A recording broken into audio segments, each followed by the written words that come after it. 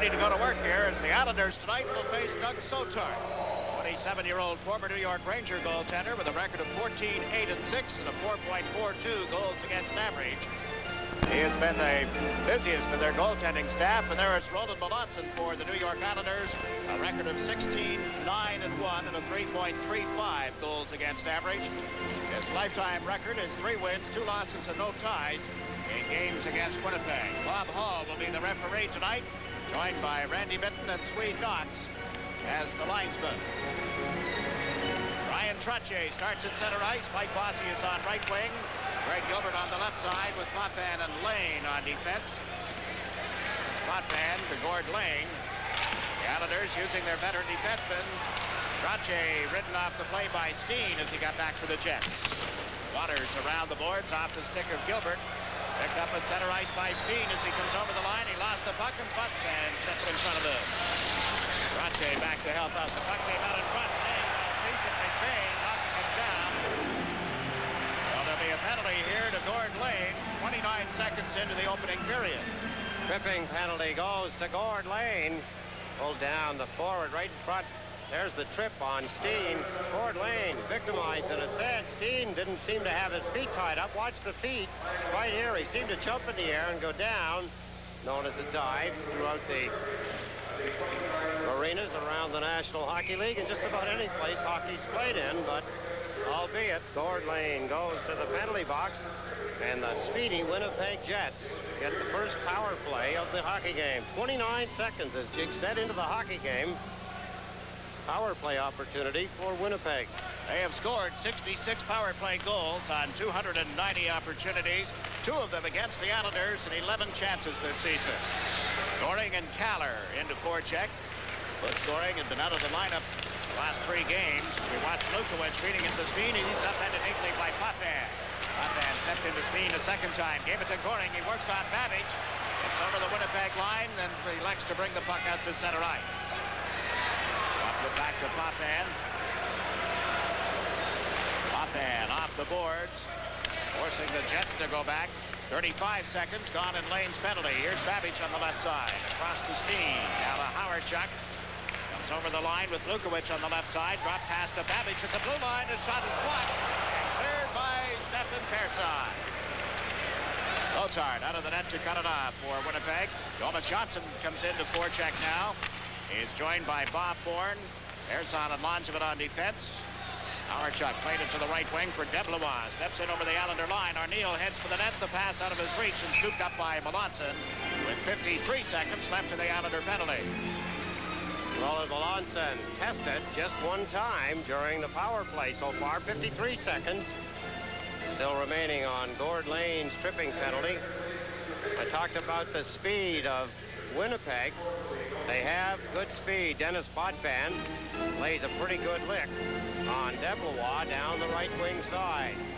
Now Boschman ready to take the face-off against Trottier.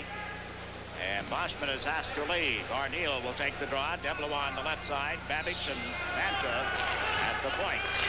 The draw clear to the right point. That's Manta with a shot. Good stop by Melanson. Deblois' rebound is grabbed by Melanson and he holds on. Hard shot by Manta from his right point position. Melanson scooped at it, left the rebound. Here's the face-off as they get the puck back to Manta. Here's his good drive. It's low, it's hard. There's the stop. Look at the backhand shot. Stefan Persson hanging on to Deblois. Deblois showing his strength as he got the backhand shot away anyway. Now Boschman gets the draw back to Babbage. In along the boards to Deblois. Centered one across and off the stick of Boschman before he could really pull the trigger. Corey Boschman dumps it back to the net. Morrow bumped into Arniel. Deblois picks up the puck. Gave it to Babbage. Babbage to Deblois. Forced to turn by Morrow and overcame Trottier to clear it. Manta back in center ice. 20 seconds left in the Winnipeg power play. There's no score. The game just nicely underway. Arniel's backhand pass picked off by Morrow, and he uses the boards to clear it down the ice.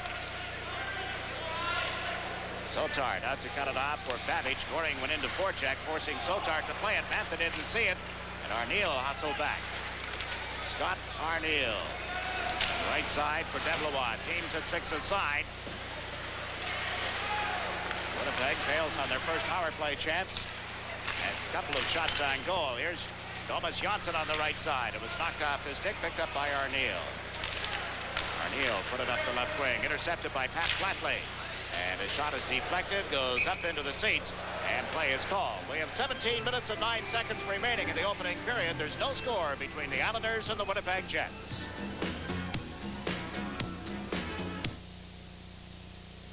If you've been putting off those home repairs, or driving a car that drives you nuts, you should get a goodbye loan from the Bank of New York. We've got home improvement loans and loans for new and used cars, all at guaranteed fixed rates. So say goodbye. Goodbye, old clunker. To just getting by with a guaranteed fixed rate goodbye loan. Only from the Bank of New York. Call Action Phone and apply for yours now. Just give him a couple of shifts, he'll be all right. Once the game gets underway, the nerves and everything go away. The concentration is on playing well. So he'd be a little nervous standing there, but once the game gets going, like now, he doesn't have time to think about it. Flatley out with John Chinelli and Brent Sutter. Flatley into forecheck, trying to get the puck away from Lukowicz. Kicked it around behind the net. Lukowicz recovered and gave it to McLean. All McLean on right wing. Up and in wide of Melanson. Howardchuk in off the left wing to pick it up. Went to center one that was going absolutely nowhere. Brent Sutter across to Tonelli. Tonelli overshot the puck. Flatley backcourt. Gave it to Langevin. To Terson. Stefan Terson hit it out of the reach of Tonelli. It's loose in the Winnipeg zone, and back goes Waters. Tonelli into forecheck. Nystrom has come out to replace Pat Flatley. Long pass off Howardchuk's skates, picked up by Lukowicz. A drive. Melanson the save, and he'll cover the puck for a faceoff. He's got speed. Morris Lukowicz down the left wing side. There's the pass off the skates of Howardchuk. Watch for the goaltender. There he is. Roland Melanson well out of the net from that angle. Not much for Lukowicz to shoot at. There's Morris's drive. Going to gamble, get the shot away anyway. Make the goaltender stop it. Roland Melanson did. Face-off to the right of the Islander goal. Bob Bourne will take the draw. Flatley has gone to the bench, and we get our first look at LaFontaine. Wearing number 16 is joined by Nystrom and Bourne, with Morrow and Johnson on defense. Johnson played it to the blue line. A long shot scooped up by Melanson. Dropped it for Johnson. Around the boards, Bourne chases it. Bob Bourne dumps it into center ice. Babbage back for the Winnipeg Jets as LaFontaine went into forecheck. Gamble played it up left wing, and Morrow was there. Bob Bourne forces the Jets to go back. Nystrom and LaFontaine in together to forecheck. Morrow pinches in off the right point. The play was broken up. There's Bourne dumping it wide of the Jets' goal. Sotard played it to the point where it was taken by Bourne. LaFontaine ran into Babbage. The Jets moving around the boards. Laurie Boschman unable to get his team out of that end of the ice.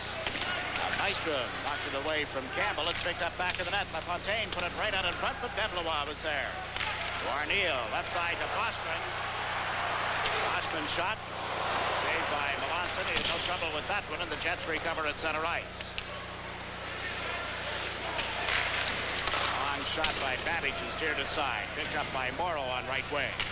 The Jets out shooting the Islanders 5-0 as Johnson comes over the line with a drive off the stick of Bantha right to Sotard, and he'll cover it for a face-off. We have 15 minutes remaining in the opening period here at Winnipeg. There's no score between the New York Islanders and the Winnipeg Jets.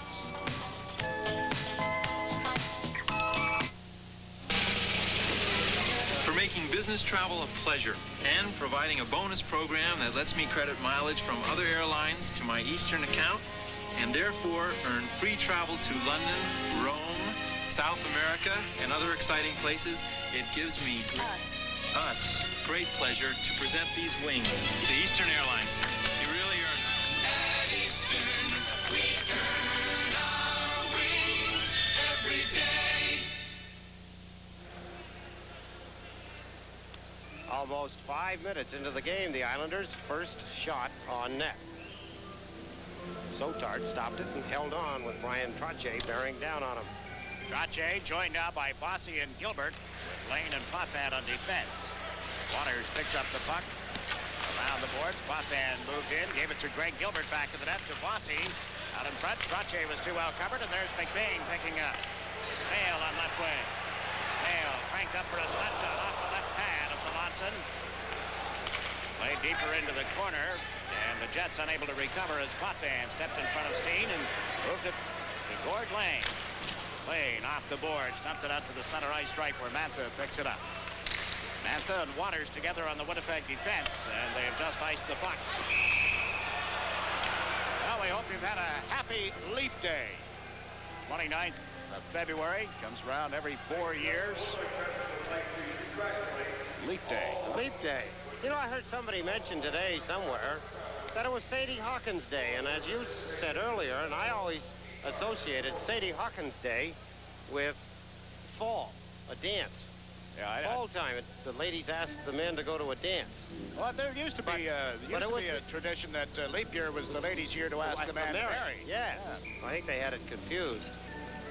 But I wasn't that sure that, no, they never get, them ladies are never confused. They know exactly what they're doing at all times. Well, we hope you've had a happy Leap Day, whatever your agenda was. One extra day this year. Mo Mantha picking up the puck to the Jets. Around to Waters. Lost it in the skates of Tonelli. Tonelli, Flatley, and Brent Sutter. That's Flatley coming out of the corner. Pat Flatley gets loose in front of the net. Turn, shoots, he scores! Pat Flatley on his first shot on goal. He'll remember this one for an entire career and lifetime. And you and I will probably remember it for a long time also, Jake. Look at that happy face. I don't blame him. Represented the Canadian Olympic team, his first shot in the National Hockey League. Here it is. Good shot at low, right in the left-hand corner in the net. He went in to get his own puck. There he is. That's Flatley, number 8. Went in, dug the puck out, brought it in front of the net, in front of Mantha. Number 2, he drilled it in behind Sotar to 1-0 lead for the Islanders on Flatley's first National Hockey League goal. And the public address announcement drew a very, very warm response. Applause from this Canadian audience. As Eddie said, he represented the Canadian team well. He led Team Canada in scoring at Sarajevo. And he has picked up his first NHL goal at 5:53. The Jets have cleared the puck down into the Islanders' zone. Levanson came out to slow it up. Pearson around to Tonelli, down to Flatley. And Flatley dropped it to Brent Sutter. Gets over the line with a shot. Skate save by Sotart. And Deblois failed to clear it out. It's picked up by David Babbage. Last 2 lines with his pass to Boschman. That's the offside is called. University of Wisconsin. How about that? Pat Flatley. That's where he played his, well, we call it junior hockey, his minor league hockey as a teenager. Lots of company, though, from the University of Wisconsin. There's 3 other players joining the National Hockey League after the Olympics.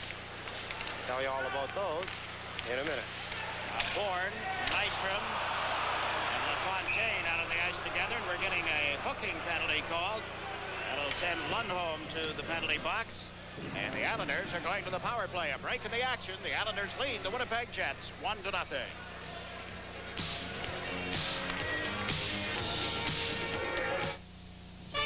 Nissan explodes interest rates on trucks. Now get low 8.8 annual percentage rate on any new Nissan truck. 8.8%. You can save up to $600 on Nissan's lowest sticker price truck, up to $1,200 depending on the model and options. 8.8% is the lowest factory-sponsored truck financing around, but it won't be around long. 8.8%. Major savings on major motion. From Nissan, only at your Datsun dealer. Ben Lundholm, you see him right here with the hook. Gets the penalty. Gets the stick on a foot scoring, threw him down, and goes off the ice. So the Islanders on the power play, and LaFontaine with Bourne and Nystrom. This is LaFontaine with the puck, comes over the line. Offside is called. He was handling the puck. Didn't have full control of it as he got over the blue line, and you see the expression on his face. Drop pass, they're sometimes dangerous. They have to be perfect to work. Pat LaFontaine trying to use it just to cross as he was crossing Winnipeg's blue line. The other 3 players, Chris Chelios with the Montreal Canadiens, Mark Barron here with Winnipeg, and Bruce Driver signed as a tryout for the New Jersey Devils. Of course, Driver was playing for the Canadian team, the other 2 for the Olympic team from the United States. Now Potvin feeding the puck up the right side to Pearson. LaFontaine as he comes across the line. Was knocked off his stick, went to Bourne, put it out in front and right through the goal mouth. Here's Persson. The Potvin into the corner for Nystrom as it came off his stick. Back to Persson. Up to the two boards. Bob Bourne picks it up. Gave it to Bob Nystrom to the point for Stefan Persson. Over to Denny Potvin. Back to Persson. LaFontaine shoots. Good stop by Sotart. Nystrom picks up the rebound. Nystrom to Potvin. Nystrom. Nystrom back to Potvin. Potvin's drive. Stick save by Sotart. Persson with the rebound. Up to back of the net. Bourne chases it. He and Campbell get tied up together. LaFontaine unable to get it to the blue line, and it's Ron Wilson coming to center with a long shot. Scooped up and cleared by Melanson to Potvin. 42 seconds left in the Islander power play. This is Persson on the right wing. Shot in and around the boards. Gilbert races after it. Let it go to Trottier. Trottier sets up Gilbert back of the net. Then Gilbert unable to get it to Trottier. Recovers now to Potvin. To Johnson. Johnson center. Trottier on the backhand. Got turned around and Steen clears it, but not out. There's Potvin. Potvin to Bossy. Back to Potvin. 15 seconds left in the man advantage. Potvin fed Bossy. Lets one go. Sotart got in front of it. Then Gilbert tied up on the boards. It came back to Potvin to Johnson. He walks right in. Centering a 10-pin Waters. Johnson recovers. Lost it. Bossy gets a stick on it. He was checked, and Steen rifles it around to the point. Aims at 6 aside. Here's Bossy with a drive. Sotart has it in the pad. Twice the Winnipeg Jets. They have possession of the puck. Sotart bails out Steen twice, and both times off the stick of Mike Bossy. There's the last drive. Look at as he pulls his pads together, getting the drive by Bossy. Steen had the puck twice and gave it away both times, and Bossy got shots on net, good ones, and Sotart made 2 fine saves. Pat LaFontaine had an opportunity not long ago. Look at the shot. Look at the save by Sotart off the left pad. Quick wrist shot by the young Pat LaFontaine. Sotart beat him too. Now it's Brent Sutter centering for Pat Flatley and John Tonelli. Tonelli on the left wing, Flatley on the right. Morrill shot went off the left pad of Sotart. Picked up, and the Jets unable to get it to Lukowicz. It's going down into the Islanders zone. Thomas Johnson backboard, and that'll be an icing call against Winnipeg. Pretty good opportunities for the Islanders during their power play. Sotart, strong goaltending. Dale Howardchuk not having as good a season as he's had the last 2 seasons. 2 years ago, Calder Trophy winner, Rookie of the Year. Do you remember who the New York Rangers got when they traded Sotart to the Winnipeg Jets? A 3rd-round draft pick in 1983, and the player they selected was Vesa Salo. Flatley trying to keep the puck in. Did not, and this is McBain over center ice. Across the Islander line, he was checked, and he's declared to the corner, and Johnson is there. Thomas Johnson moves it up right wing. Campbell at the blue line for Winnipeg. Played it around to the far corner. John Tonelli takes over. It's passed to Brent Sutter. It's over center ice. Gave it to Flatley. Pat Flatley cutting to the right wing. Centered for Sutter. And he was too well covered as he tried to move it to the left wing for Tonelli. This is McLean coming out. Paul McLean has Howardchuk with him. The pass through the goal mouth was steered aside by Melanson. Picked up by Dwayne Sutter. Led Tonelli with the feed. McLean picked it up. Get it to Arneal. He and Boschman unable to get their act together at the Islander blue line. And Langevin works it to the point, but not out. Boschman knocked it down. Set up Deblois, centering attempt on the doorstep, and smothered by Melanson. A break in the action from the Winnipeg Arena, where the New York Islanders lead the Winnipeg Jets by a score of 1-0.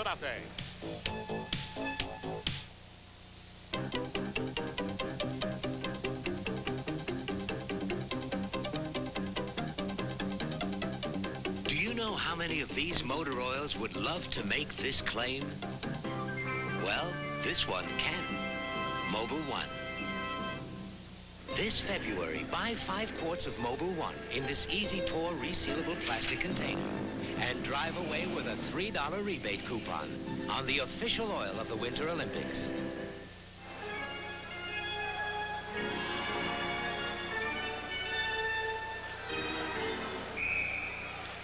Winnipeg Jets are out shooting the New York Islanders by a margin of 9-8. Islanders leading 1-0 on Flatley's goal. Scored at 5:53. Puck has been cleared off his stick at center ice, forcing Winnipeg to go back. Goring, Wayne Sutter, and Anders Kaller into forecheck. Waters moved from back of the net. Goring was right on top of him as he played it up left wing, and Persson ties up Arneal. Lose puck, and Waters has to go back. Chased again by Goring. Waters backhands it to center ice. Persson quickly to Wayne Sutter. Shot it in, but they ruled Goring had been trapped inside the Winnipeg blue line and thus offside. He was trapped, Jakes. Waters, it's a smart move. It's kind of a move. It's interference in some way. It's just not called that often, hardly ever. Waters, the defenseman for Winnipeg, was holding on to the Islander, not letting him get back out into the neutral zone. Of course, Sutter didn't see him, turn, come back in with the puck, and it was offside. They call legal interference, which is contradictive, but it's the best descriptive word I can think of at the time. LaFontaine just won the faceoff for the Islanders. He's centering now for Bourne and Nystrom.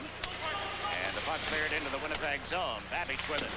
Off the boards, Bothan at the left point. Went to center one that was broken up, and here's David Babbage up the middle of the ice. Over to Smale. Smale to Babbage, and shot right on. Malotson the save. The rebound is cleared by Bourne. Around to the left wing. LaFontaine chased it, couldn't catch up. Kenny Bothan gets a stick on it. Pulled it away neatly from the check of Doug Smale. Bothan across to Nystrom. It was out of his reach. Zotard puts a stick on it. Now to Campbell. Nystrom bumps him off the puck. Picked up by Bob Ford, who couldn't get set up. Out comes Campbell.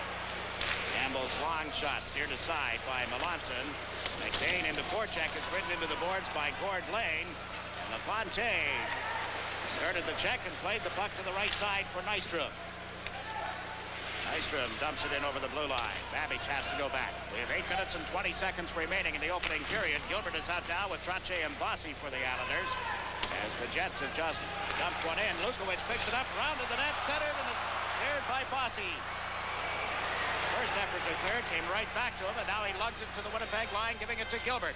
Gilbert to Trottier, and he was too well covered. Comes back to Morrow. Morrow had his pass deflected right to Janssen, to Bossy, and it went behind him. Lukowicz has it for Winnipeg. Out to center ice for Howardchuk, who was too well covered. Gilbert sends Bossy in on his off wing. Bossy feeds Trottier. Ryan Trottier over to Bossy on the boards. Bossy played it rink wide. There was nobody there, and Waters has it for Winnipeg. Jim Waters just shoots it down the ice. We'll get a whistle here as Thomas Janssen goes back. We have exactly 7.5 minutes to play in the first period. The score from the Winnipeg Arena, the New York Islanders 1, the Winnipeg Jets 0.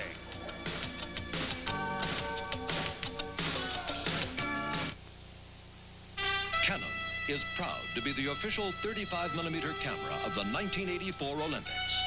Like gold medalist Jennifer Chandler, it takes the ultimate in precision to perform at this level. Here, the Canon AE-1 program performs, capturing Chandler's high diving artistry through Canon's high technology. And it's so simple, you flip for it. Canon's AE-1 program, so advanced, it's simple. Getting set for a face-off in the Winnipeg zone. Brent Sutter will take the draw for the Islanders against Laurie Boschman of Winnipeg. Ginelli and Flatley on the wings. Brent Sutter got the draw. Back to Persson. Lets one go. It's tipped in front. And Brent Sutter goes after it. Back to the point. Langevin lets one go. That's tipped off Flatley. And Sotard very quickly held on. Good stop by Sotard again. Flatley deflects a drive by Dave Langevin from the left point. There's the play back. John Tonelli in pursuit. He got out of the way. There's the drive. Flatley clearly tipped it. Sotard positioned himself perfectly. And the tip attempt by Pat Flatley hit him right in the middle of the chest. Sotard hung on. Now Tonelli is going to take this face-off against Boschman. Tonelli pulls it back. Flatley gets a stick on it. Gets turned around and knocked down by Deblois. And there's going to be a penalty to the Winnipeg Jets. Referee Bob Hall has a holding penalty to hand out, setting up another New York Islander power play. Deblois goes to the penalty box. The Islanders get a power play. Flatley, there he is, trying to control the puck. Deblois has strength, pulls him off balance. Flatley fights to stay on his feet, but finally goes down. DeBlois gets a penalty for holding. Talking about Flatley, Jigs, we had mentioned at the beginning of the hockey game the difference in the size between he and Pat LaFontaine. Only reason we make that mention is because they're both playing in their first National Hockey League game ever. But Flatley at 6'2", he's a big guy. He's strong, hard to move when he's standing around in front of the net. That's the reason he got that good tip attempt off the shot by Langevin. Winnipeg gets the draw and forced the Islanders to go back. DeBlois for holding at 12:46. The Winnipeg penalty. Second power play of the period for the Islanders, and Potvin brings it into center ice. Right side for Tonelli. Gets over the blue line to Brent Sutter. Couldn't pick up the pass as he got between the defense. Out comes Steen. Back to Babbage. Babbage fires it down the ice right on target. Melanson turns it to the left side for Potvin. Out of Persson. Back to Potvin. Out the right side for Brent Sutter. He, Flatley, and Tonelli move up together. Brent Sutter to Pat Flatley. Going in along the board. Brent Sutter there as well. They get it away from Campbell. Tonelli got a poke at it and went right to Babbage. And Babbage fires one off the board. 1 minute and 7 seconds left in DeBlois' holding penalty. The crowd showing their appreciation of the hard work by Winnipeg. Here's Potvin over the Jets line. Gave it to Trottier. Across to Bossy. He shoots. DeBlois the third. Soltart rather the save. And Mullen comes to center with a long shot that went wide. Trottier for the Islanders to Greg Gilbert. Off his stick. It's recovered by Matha and up right back in again. And again. Letting the Jets hear it as they force the Islanders. Now they come out of their own zone. Trottier took Jansson's pass, gave it to Gilbert on right wing. Greg Gilbert held on to it. His pass was deflected and went to Matha. Break for Mullen, but he couldn't pick up the pass. Still a game of inches, Jigs. That was so close. A breakaway attempt. Mullen up through the middle. Now here's Gilbert moving over center ice. The pass to Bossy. Marked inside the blue line. His pass was deflected by Wilson and went to Persson. 8 seconds remaining in the power play. Johnson back to Persson. The Islanders, unable to score a power play goal in Philadelphia Sunday night, have been unsuccessful on 2 attempts here. 6 aside again. The Islanders leading 1-0. The Jets had a golden chance but couldn't break out. Now Jansson's shot tipped off Bossy and went wide. McLean clears it ahead. Mullen and Howardchuk move up. The pass into the corner, recovered by Howardchuk, and he handed it to Persson. Left wing boards, Lukowicz moved in. He was checked by Persson, and Anders Kaller played it up to center ice over the stick of Trottier. Campbell went back on the Winnipeg defense to Lukowicz. Up to Howardchuk. He did not make contact with it. As Langevin does, we get an icing call against Winnipeg. We have 4 minutes and 39 seconds remaining in the opening period. The scores, the Islanders 1, the Jets 0.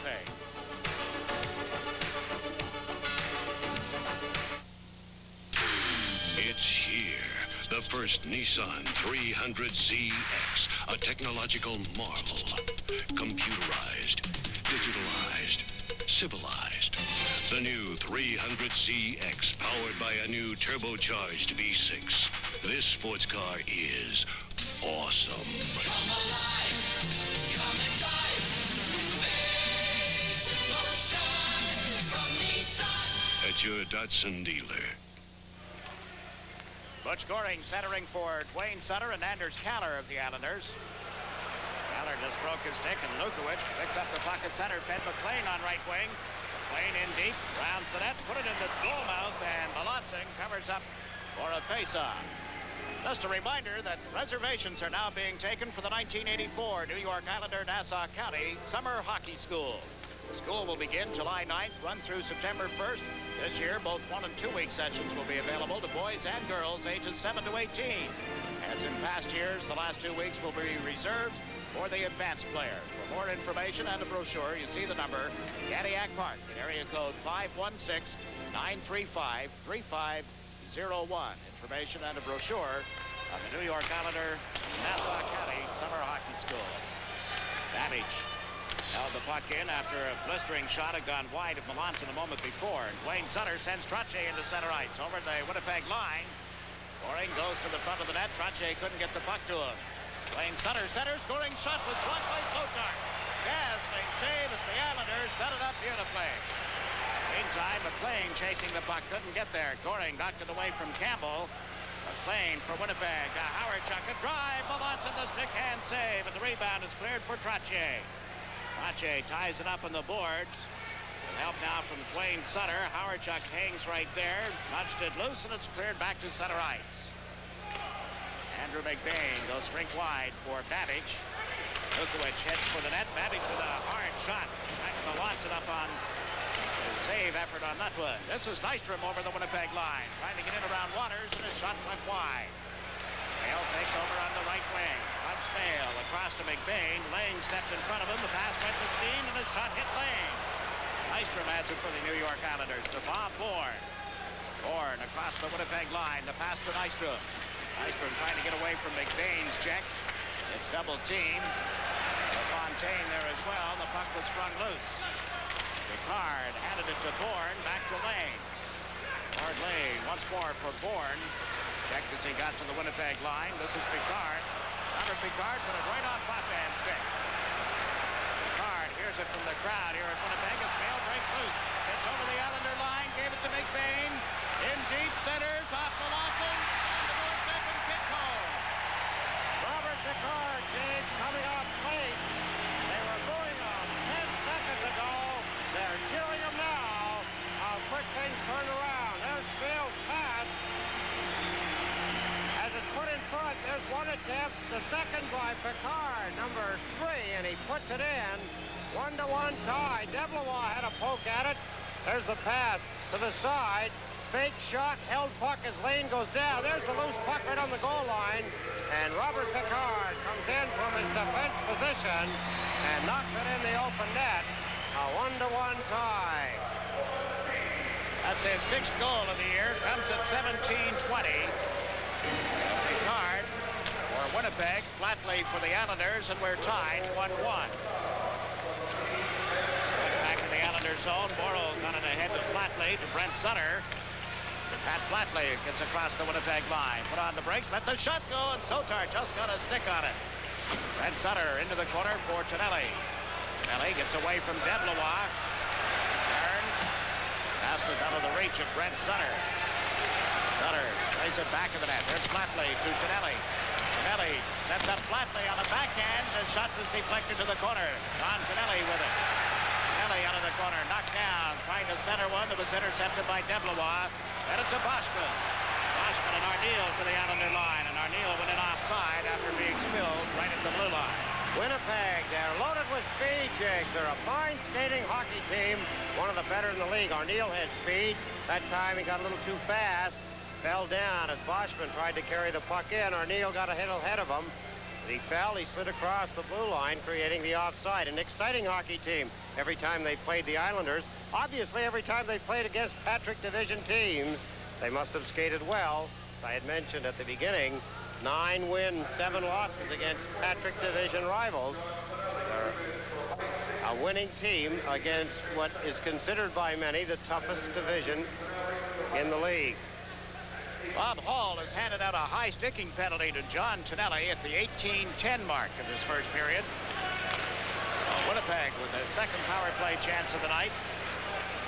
Mantha held the puck, then played it back of the net for Lukowicz. Ersan tied him up, and Goring went after it. Goring to Kaller. Anders Kaller into center ice. Over the Winnipeg line as he played it away from Mantha and was able to recover. Got spun around, picks up the puck again. Anders Kaller forechecking beautifully in the Winnipeg zone, and now Howard Chuck moves it to right wing for Mantha. Mantha's pass intercepted by Persson. Johnson gets into the Winnipeg zone. Thomas Johnson steps into Babbage. Puck cleared back of the net for Howard Chuck. We're tied 1-1 late in the first period. Howard Chuck sends Mantha out on the right side. The pass to Lukowicz is no good. Bonjamin has it with a minute to play in the period and is dumped it down the ice. Doug Sotar with Mantha. Up the boards for Dale Howard Chuck. Goes rink wide to Deblois, who had to reach behind to pick it up. Missed, and when he does recover, he put the Winnipeg Jets offside. Too many gambles by Winnipeg on the power play. It's being costly. They haven't been able to mount any kind of an offense for 1 minute and 5 seconds into this power play with John Tonelli. in the penalty box, sitting out a high sticky penalty, excuse me. Winnipeg gambling. They're trying to spring away a breakaway. They should be trying to gain control of the puck in the Islanders' end of the ice and get a good attempt at Roland Melanson. Now Gorn on the face-off. Washman knocked it away from him. Picked up by Robert Picard. Picard off the left wing boards for Boschman. Now the Deblawak gets over the Islander line. Lost it to the skates of the linesman. Swede knocks. That's the whistle. A little help for the Islanders. Swede knocks. Steps in front of the puck. Lucien Deblois, the captain, as he streamed down the left wing side. He had control problems. You see him reach back with the stick, tried to bring the puck in. The feet of Swede Knox, the linesman, got in the way, put everybody offside, including the linesman, so he blew the whistle. Now Goring will take the face-off against Boschman. Galler is the other forward. Morrow and Potvin on defense. For Winnipeg, Arneal, Boschman, and Deblois, the forwards. Arneal has dumped it into the corner. Back went Morrow. Kenny Morrow couldn't get away from Boschman. Now Arneal moved back to the net, put it out in front off Melanson's stick. Waters a shot, that one up high. Anders Galler recovers on left wing and has dumped it out to center ice. Picard looks up at the clock. 8 seconds remaining. Not enough time for a rush, apparently, and he's just delayed the game long enough to force a face-off in the Winnipeg zone. The Islanders, several of the players yesterday before they left New York, were in touch with a young man who was at Sloan Kettering Hospital, a great Islander fan, 11-year-old Jay Riley. They spoke with him on the phone after practice. He's a great fan. We hope that he is feeling well and tuned in to WOR TV and catching the Islanders and the Winnipeg Jets tonight. Jay, we're all pulling for you.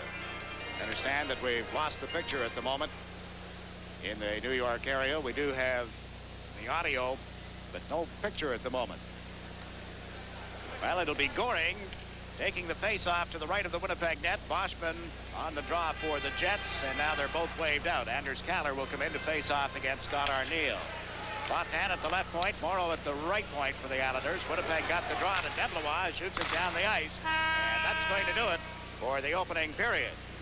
The Islanders score first. The Winnipeg Jets come back on a goal by Picard late in the period. So after 1, our score is the New York Islanders 1, the Winnipeg Jets 1. We'll be back with a recap following these messages.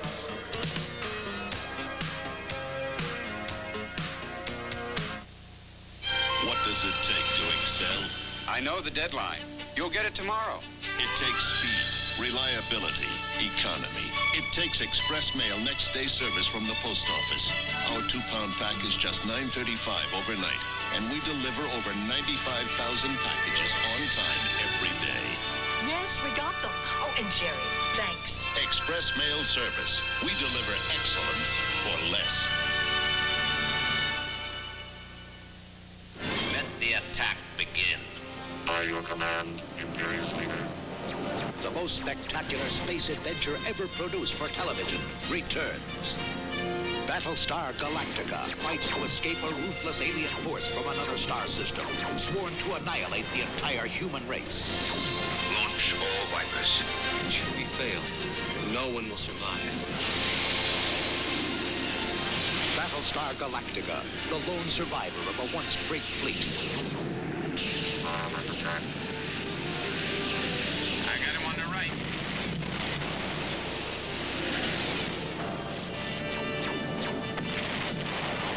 Don't miss one perilous adventure of Battlestar Galactica, starring Richard Hatch, Dirk Benedict, Maren Jensen, and Lorne Green as Commander Adama. Battlestar Galactica, weeknights at 6, right here on Channel 9. From the Winnipeg Arena after 1 period, the score is tied. The New York Islanders 1 and the Winnipeg Jets 1. The shots on goal in the period by Winnipeg 15, by the New York Islanders 12. Here's the way the scoring went. At the 5:53 mark, Pat Flatley gets his first National Hockey League goal. John Tonelli gets the assist. Flatley came out of the corner and beat Doug Sotart at 5:53. Then at the 17:20 mark, the Jets got even. Picard from Steen and Spale, and we're tied 1-1. Each team with a couple of power play opportunities. The Winnipeg power play, the last one, will have 10 seconds to carry over to the second period. I'm Jakes McDonald with Ed Westfall here in Winnipeg. You mentioned that the Jets have a lot of speed. They showed it. They seemed to get their legs late in the period and carried the play. They did, Jakes. And you know, the Islanders have a history of letting a team like Winnipeg, and they've done this before, kind of slowly take control of the hockey game. The Islanders play a grinding game, and generally against a good skating club that Winnipeg is, the Islanders will want to check a little more, play the man a little more. They're not doing that yet. And as the period went along, Winnipeg started to get a few more opportunities. The power play was miserable for them. It's something they're talking about, I'm sure, in the dressing room right now. They do not want to give up those kind of opportunities. Not necessarily do you have to score a goal every time on the power play. That's not what I'm talking about. What I'm talking about is get some good opportunities. Force the Islanders to chase after you in their end of the ice. Make the goaltender stop the puck. They get a couple of shots on that power play, and twice they blew it right by the goaltender. They're not making Roland Melanson work at all. So those are little signs that the Islanders pick up on, and they can use in their favor, albeit that one time when Anders Kallard took the puck, he must have had it for at least 20 seconds as he went down the right wing, made a couple of moves, got away, picked up the puck down behind the net of Winnipeg. Winnipeg can't afford to let the Islanders fool around like that because, of course, the Islanders will play a pretty steady game if they start to pick it up in the second period. It's far too early, of course, Eddie, to analyze the play of the two new New York Islanders, Pat Flatley and Pat LaFontaine. Pat Flatley already on the score sheet. I thought LaFontaine had a couple of opportunities as well, and Flatley had a couple of other chances over and above the one that he did put in the net. No question, the goal that he got, he worked very hard for. He went in, picked it up in the corner. Hopefully we'll have a chance to show that later, but we'll see what happens with that. But the skating, I watched, first of all, the skating. I haven't seen the players, only on maybe some highlights from the Olympic Games and some of the exhibition games they played over in this part of the world before they went to the Olympics. But they're both strong on their skates. Maybe LaFontaine a little quicker, but time will tell. We'll get a little better reading as the game goes on. You know, the butterflies were there. There was a whole game going on in their stomach, as they say. But at the end of one, our score is tied. The Islanders won, the Winnipeg Jets won, and we'll return to the Winnipeg Arena right after these messages.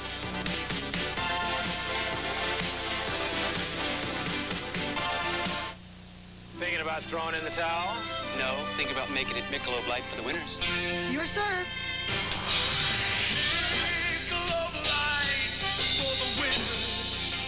Would good friends really play this hard for a beer? Well, it is Michelob Light, the rich, smooth taste you can compare to any beer you like. Michelob Light for the winners. Boy, I need help with my serve. Tom will help you. First, you remove the cap. Michelob Light. Nissan technology versus the bottom line. The challenge, create room for 5, power for passing, outstanding mileage. The solution, Sentra, a major value from Nissan at a sticker price of just $51.99. The Nissan Sentra. Come alive, come and drive. Major motion from Nissan. At your Datsun dealer. I've been blessed by God to do what I'm doing. Burt Reynolds. The business that we're in gives us charisma. Dudley Moore. You'd like to talk about sex a lot, I noticed. Me? Mel Brooks. I'm not a normal star. I'm a six-pointed star to begin with. David Steinberg brings you face-to-face with 4 of the hottest superstars of our time. Catch it all on Stars with David Steinberg. An encore presentation Sunday night at 6. If you've been putting off those home repairs or driving a car that drives you nuts, you should get a goodbye loan from the Bank of New York. We've got home improvement loans and loans for new and used cars, all at guaranteed fixed rates. So say goodbye. Goodbye, old clunker. To just getting by with a guaranteed fixed rate goodbye loan. Only from the Bank of New York. Call Action Phone and apply for yours now. Looking ahead to the Stanley Cup playoffs and the opening round possibilities, one cannot overlook the chance of the New York Islanders playing the Philadelphia Flyers, something that hasn't happened since the Stanley Cup final of 1980. Remember that hot Saturday afternoon when the Islanders won their first Stanley Cup? Well, only 4 players with the Philadelphia Flyer team of that year are still on the Flyer roster. Of course, the heart and soul of the hockey club is their captain, Bobby Clarke. He's 34 years of age now, still regarded as the top Flyer. 3 times he's been named the most valuable player in the National Hockey League. but the days of 35 or more goals in a season are gone. Bobby Clarke dreams of one more Stanley Cup before retirement, as does left winger Bill Barber, who was also on that 1980 team. Barber is 31 now and reportedly has been offered as trade bait by the Flyers for the past couple of years. His 40 or more goals a season are memories, too. And they weren't the Broad Street Bullies in 1980, but they did have a group of guys who would hit anybody not wearing a Philadelphia Flyer jersey. The only other player still with the Flyers from their 1980 team was a rookie then, a player who has developed into one of the league's best left wingers. Yes, we're talking about 25-year-old Brian Propp, a natural goal scorer who's on target for another 40-goal season. Propp finds himself responsible for most of the Flyer offense. That's not to say that the other Philadelphia forward lines can't score goals, but the combination with Brian Propp on left wing and Dave Poland at center ice and Tim Kerr has to be regarded as their top line. This is Dave Poland, signed as a free agent late last season after 4 years at Notre Dame and a season in Sweden. Poland is explosive, and he's also a top playmaker. And on the right side of that line is a converted center, a man who has moved over to right wing in the person of Tim Kerr. Kerr's not a great skater, but he's strong and has developed as a goal scorer. At 24 years of age, the Flyer future rests on his talents. The Flyer offense got a big boost just over 2 years ago when the Toronto Maple Leafs gave up on veteran Darryl Sittler. The talented playmaking center iceman scored 43 goals a year ago, and now at 35 years of age, he's been a big plus for the Flyers. But age is against him in the Flyer playoff picture, and Darryl Sittler's name may never appear on a Stanley Cup. Defense and goaltending has let the Flyers down in recent weeks. They've had 2- and 3-goal games, seen them disappear into ties or in some cases losses, and that really has kept the Philadelphia Flyers from leading the Patrick division right at this moment. Mark Howe, an excellent 28-year-old defenseman, has been hampered by a shoulder injury and for 2 months now hasn't been able to take a slap shot. They'll need his offense as well as his defense in the playoffs. Then there's Thomas Eriksson, a Swedish import who played with Philadelphia in 1980-81, got homesick and went back to Sweden. Then there's Miroslav Dvorak, who's changed the pronunciation of his name to Dvorak, and that still hasn't helped his play. Brad Marsh is having a self-admitted dismal season on the Philadelphia defense, and rounding out their crew, Doug Crossman, who came over from Chicago, and the veteran Randy Holt. Recently, they moved another defenseman to a forward position.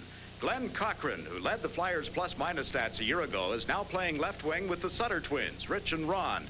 Cochran is there to form a checking line, and if they do face the Islanders in the playoffs, you can expect to see Cochran and the two Sutters against Trottier, Bossy, and Gilbert. Goaltending was a problem for the Flyers in last year's playoffs, and it could be again this year. Pelle Lindbergh was expected to be their #1 goalie. Well, he's been sent to the minor leagues recently, and Bob Froese has moved into the #1 position for Philadelphia. A brilliant rookie season a year ago, but he didn't play in the playoffs. He'll have to be at his best for the Flyers to win in the first round. And they're getting some players back from injury at probably the right time of the year. Lindsey Carson, 23 years of age, played with Clark and Holmgren a year ago. He's just back from a broken left arm suffered in a game against the Islanders early this season. And right winger Ray Allison is skating again after having suffered a broken ankle. Coach and general manager Bob McCammon recently blasted the NHL playoff setup in the Philadelphia Inquirer. It almost read as an apology for bowing out before the playoffs even begin. Yet in each of the last 2 playoffs, the Flyers have been given the boot early by the New York Rangers. The Philadelphia Flyers are currently on a road trip to the West, playing in Edmonton tonight, and when that game's over, they'll have 17 regular season games left, 10 of those against Patrick Division teams. And of the 17, 8 will be at the Spectrum in Philadelphia and 9 on the road. So it could be that the Philadelphia Flyers will be the masters of their own fate as to where they finish. They can finish first in the Patrick Division again this year. And according to those close to the Philadelphia Flyer team, those players would like to face the Islanders in the opening round of the playoffs, the feeling being that they'd have a better chance of eliminating the Islanders and advancing to the next round than they would if they were to play the Washington Capitals or the New York Rangers. And you can bet that the Islanders would welcome the challenge of facing the Flyers in the playoffs. They just might get that opportunity, say, the first week of April. Our intermission will continue from the Winnipeg Arena right after these messages. Canon is proud to be the official 35mm camera of the 1984 Olympics. Like gold medalist Adrian Dantley, it takes a special kind to perform at this level. Here, the Canon AE-1 program performs. with its special shutter priority system. So its first priority is to stop motion. And it's as easy for me to shoot as a basketball. Canon's AE1 program, so advanced, it's simple.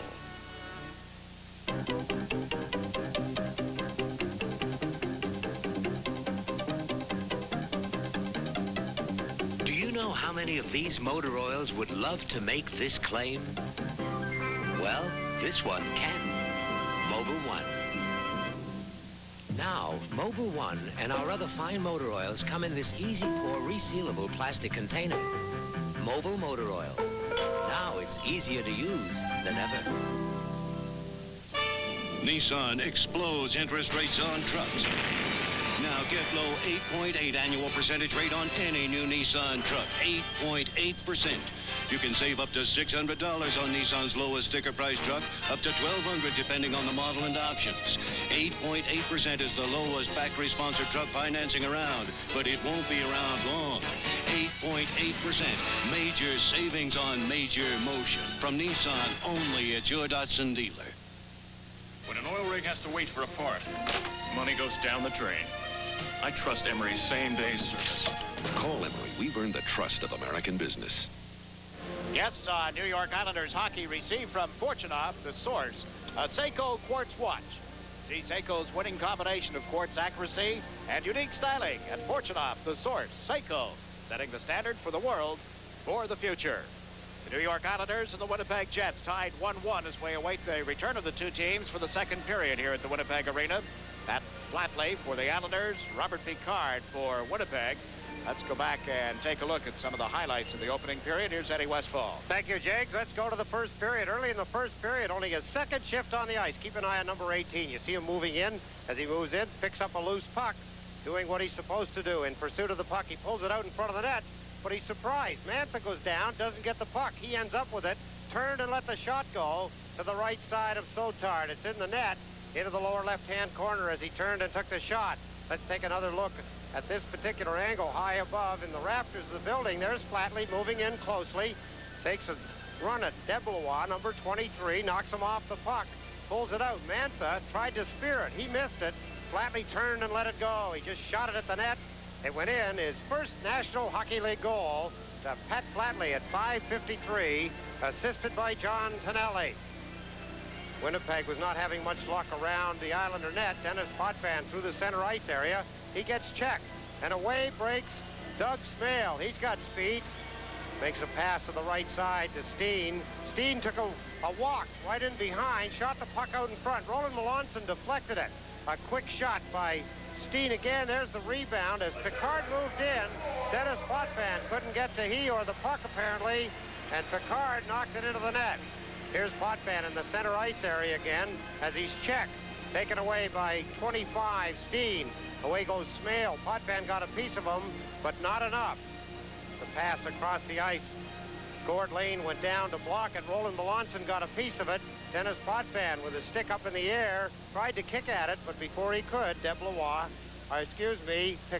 had knocked it into the net. Steen and Smale assisting at 17:20, and the score was tied at 1 apiece. Upcoming with the New York Islanders, members of the hockey team will put away their skates and watch their wives model for the third successive year. It'll be a fashion show and dinner to benefit the Long Island chapter of the American Diabetes Association. The fashion show will take place at the Crest Hollow Country Club in Woodbury, Long Island on Thursday, March 15th. Festivities get underway at 7 o'clock. Tickets go quickly.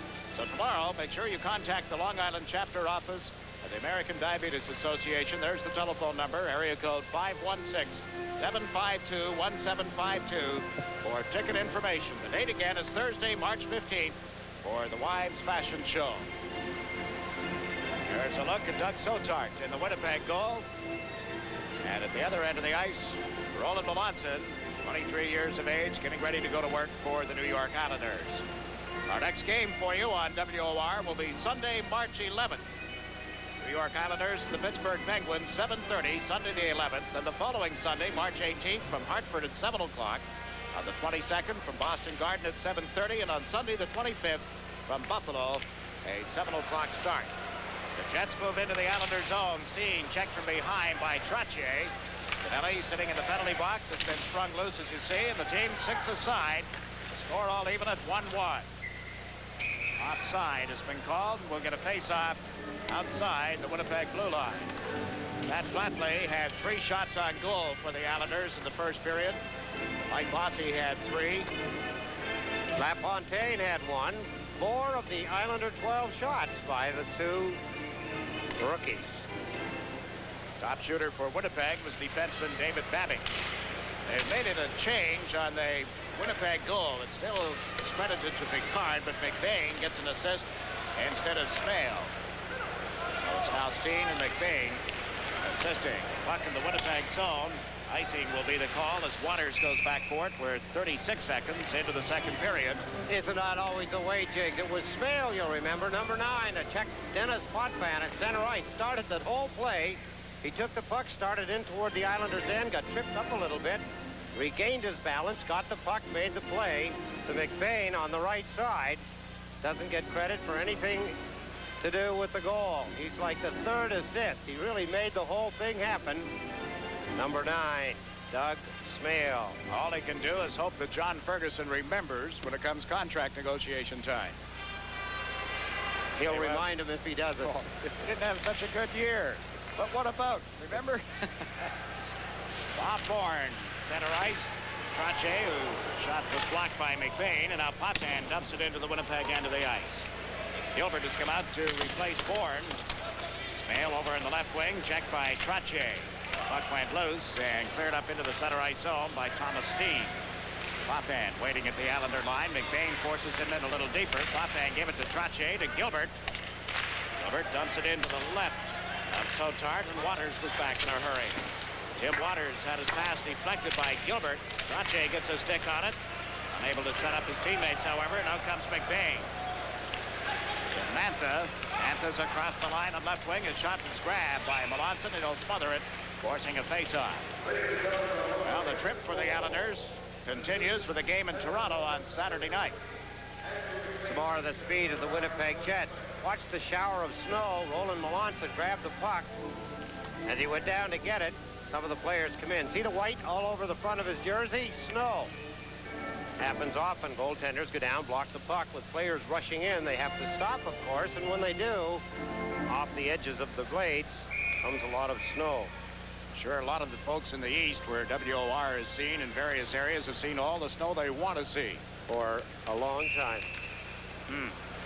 I called my father. He lives, of course, just outside Toronto. I phoned him yesterday. I was going to meet him in Toronto on my way to Winnipeg, and he was standing. He just come in to get the newspaper. He said there's 13 inches. He took a ruler out, measured it, 13 inches on the ground. He said it was snowing so hard he couldn't see 20 feet in front of the house. Wow. Quick shot right from the face-off as Lukowicz got one away, but missed the net. Cleared out in front of Melanson again. Campbell at the point, dumped it into the corner, but Morrow was there. To Tonelli. Tonelli, Brent Sutter, and Flatley move up. Tonelli, a drive. Sotard got a piece of it. It's lodged in his catching glove. He looked around as if he had lost sight of it. It caught in there, Jake. The hard shot of John Tonelli. Let's take a look as Tonelli rips one.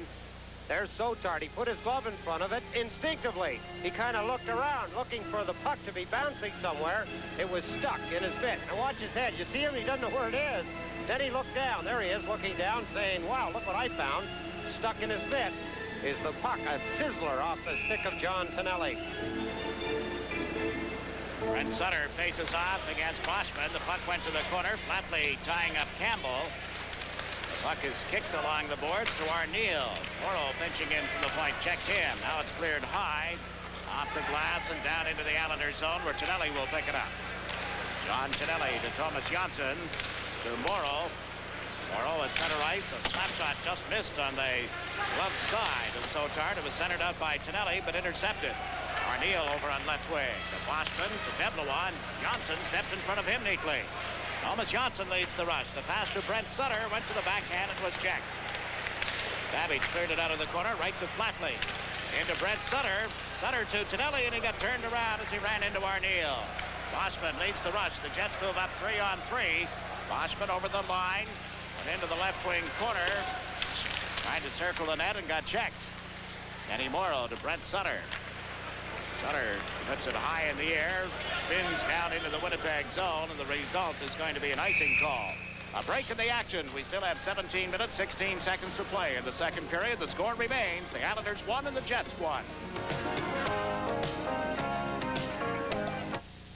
If doing business around the world takes too much time, discover the AT&T International Business Network. Mr. Columbus.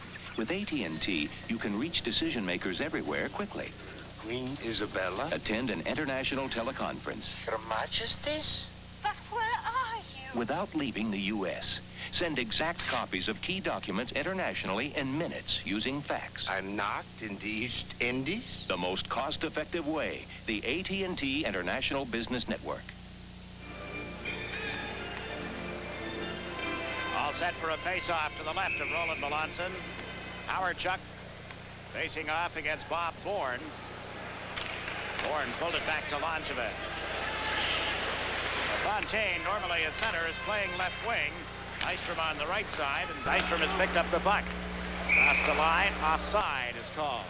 After the face-off with Bourne, Fontaine shifts into the center ice position, and Bourne cuts back to left wing, 18. On Bob Bourne's experience at taking the face-off, particularly in the Islanders' end of the ice, it was just to the left of Roland Melanson, so they gave the duties to Bourne. Now you see why two center icemen are sometimes handy.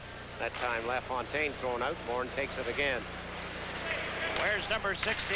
Celebrated his 19th birthday a week ago today. That's LaFontaine. There's Lukowicz with a backhander blocked by Melanson. Picked up and cleared by Langevin to Bourne. We're going to get to meet Pat LaFontaine and Pat Flatley on our second intermission tonight. Lukowicz with the puck. Checked by LaFontaine, who recovers. Give it to Nystrom. To Bourne. Across the line together. Bourne chased it along the boards. Worked it to the opposite wing. Ersan got a piece of LaFontaine. The puck cleared back to Langevin. LaFontaine again to Langevin. Up the middle to Bourne. To Ersan across to Langevin. Langevin's pass intended for Bourne was broken up by Waters. Howardchuk moved over in time to knock it into the Islanders' zone. Langevin gave it to Persson. Now to Goring, who's just come out of the ice. Goring to Bourne. Bourne, a slap shot off the side of the net. Hit the post. Nystrom put it out in front, but Bourne turning didn't see it in time. Bob Bourne around to Goring. He was too well covered. It went to David Babbage. Babbage wears number 44. The long pass to Smale, trying to come in off left wing. Dropped it to Steen, and the shot was cleared aside by Melanson. Wayne Sutter dumps it to center, down into the Winnipeg zone. We're going to get an icing call as Babbage touches up. Still 15 minutes, 14 seconds remaining in the second period with a break in the action. The score is tied 1-1.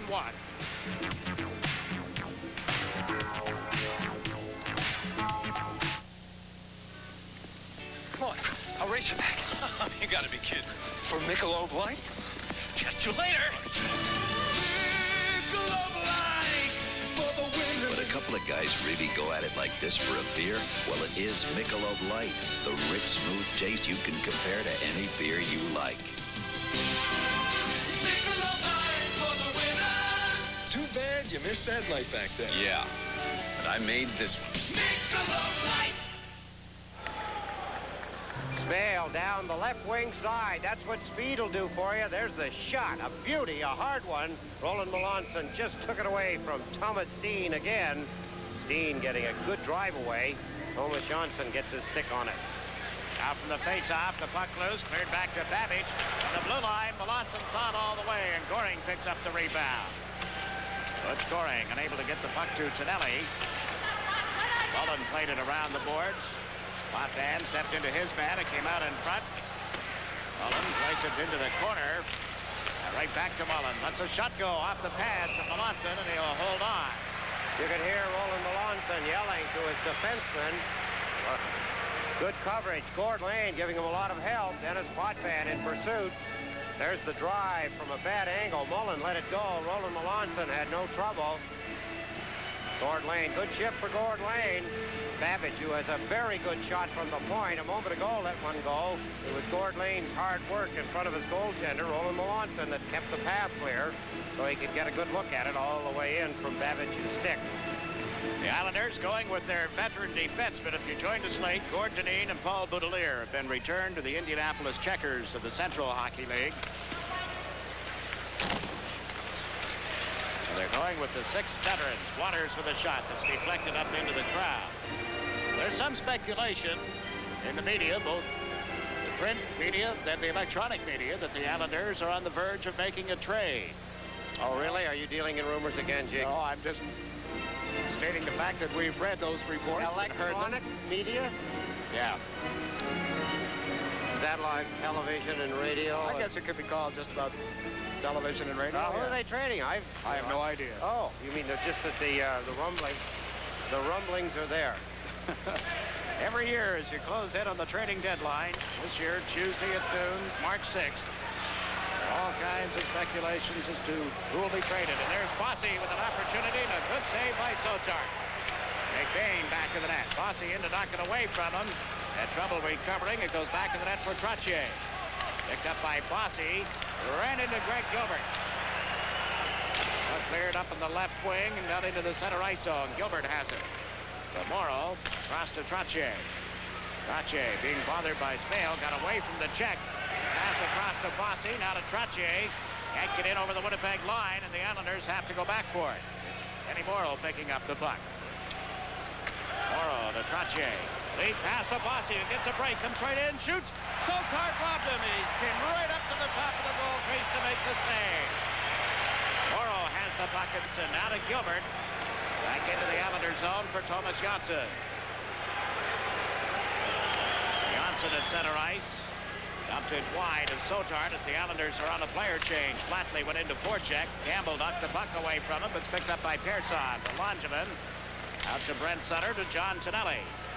Tonelli fires it in over the line. Flatley chases it with Campbell. And Flatley works off the boards. Got it to Tonelli in front to Brent Sutter. He shoots. Hit the post. Tonelli the rebound. He scores! John Tonelli. Pat Flatley going to get an assist. He did a nice job, Jake. He loosened the puck up behind Sotart and made the play that started it all. Young Pat Flatley. Let's take a look. There's Flatley as he goes in behind the net. Campbell after him, but he kicked the puck loose. There's the pass to Brent Sutter. Good stop by Sotart with his right pad, but the rebound in front of Mantha is in the net. Let's take a look. There's the shot. Tonelli hits from the front of the net. Brent Sutter's shot is stopped, and there a nice backhand shot by John Tonelli makes it 2-1. Brent Sutter and Flatley will get assists on John Tonelli's 22nd goal of the season. Both Flatley and LaFontaine are right-hand shots. I don't think we pointed that out. Both right-handed shooters, and the Islanders are up 2-1. As Flatley handles the puck again, comes in on right wing, turned, lost his edge, and fell, and the Jets get a break. Campbell feeds Deblois on right wing. Deblois shot. Monson the save, and the puck ends up in the seats. The Islander defense forcing those shooters wide, something that the Islanders are probably better at than any other team in the league, forcing them to the boards. In recent games, they've been getting a lot of shots from the slot. I'm sure more than the goaltenders like to see, but watch for this one. Well, this is the goal. There's the shot by Sutter. Look at the pad save. Good poise by Sotart, but too much for him as he stops the shot by Brent Sutter. In comes John Tonelli. It puts the backhand up over top of a sprawling Doug Sotart. Since coming to Winnipeg, Sotart has a record against the Islanders of 3 wins, 1 loss, no ties, and a 2.75 goals against average. 3-1-0 and 11 goals against. The Islanders have made that 13 now, including tonight's game. Nystrom checked at center ice. Lukowicz left the puck for Waters into the Islanders' zone, but McLean unable to do anything with it. Here's Robert Picard. Pass out of the reach of Lukowicz, out of the reach of everybody. Morrow goes back to pick it up, and that'll be an icing against the Winnipeg Jets. 4 of the 6 most accurate shooters, we put it that way, in the National Hockey League are playing in this game tonight. Greg Gilbert, 27.5% efficiency on shooting accuracy. He's 3rd. 4th is Paul McLean of Winnipeg. Butch Goring is 5th. John Tonelli is 6th.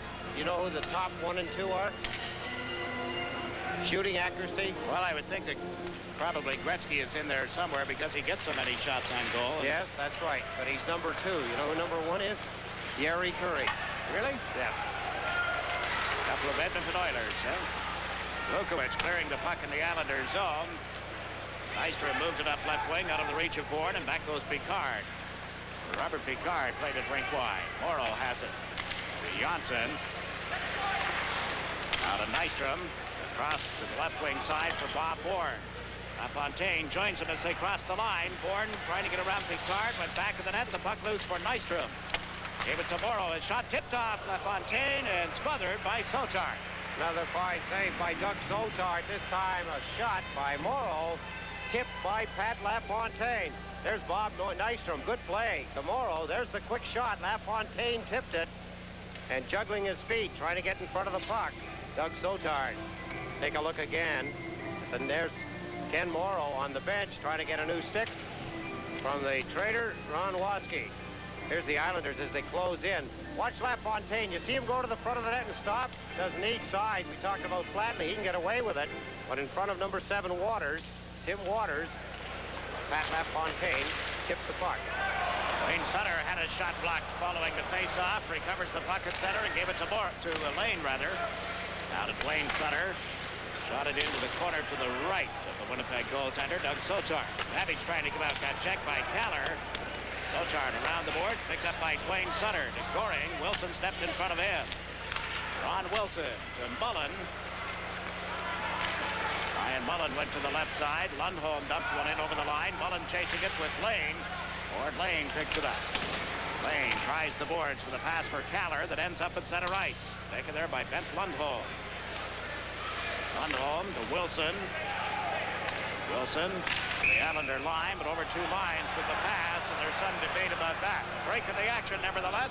The score now is the New York Islanders 2, the Winnipeg Jets 1.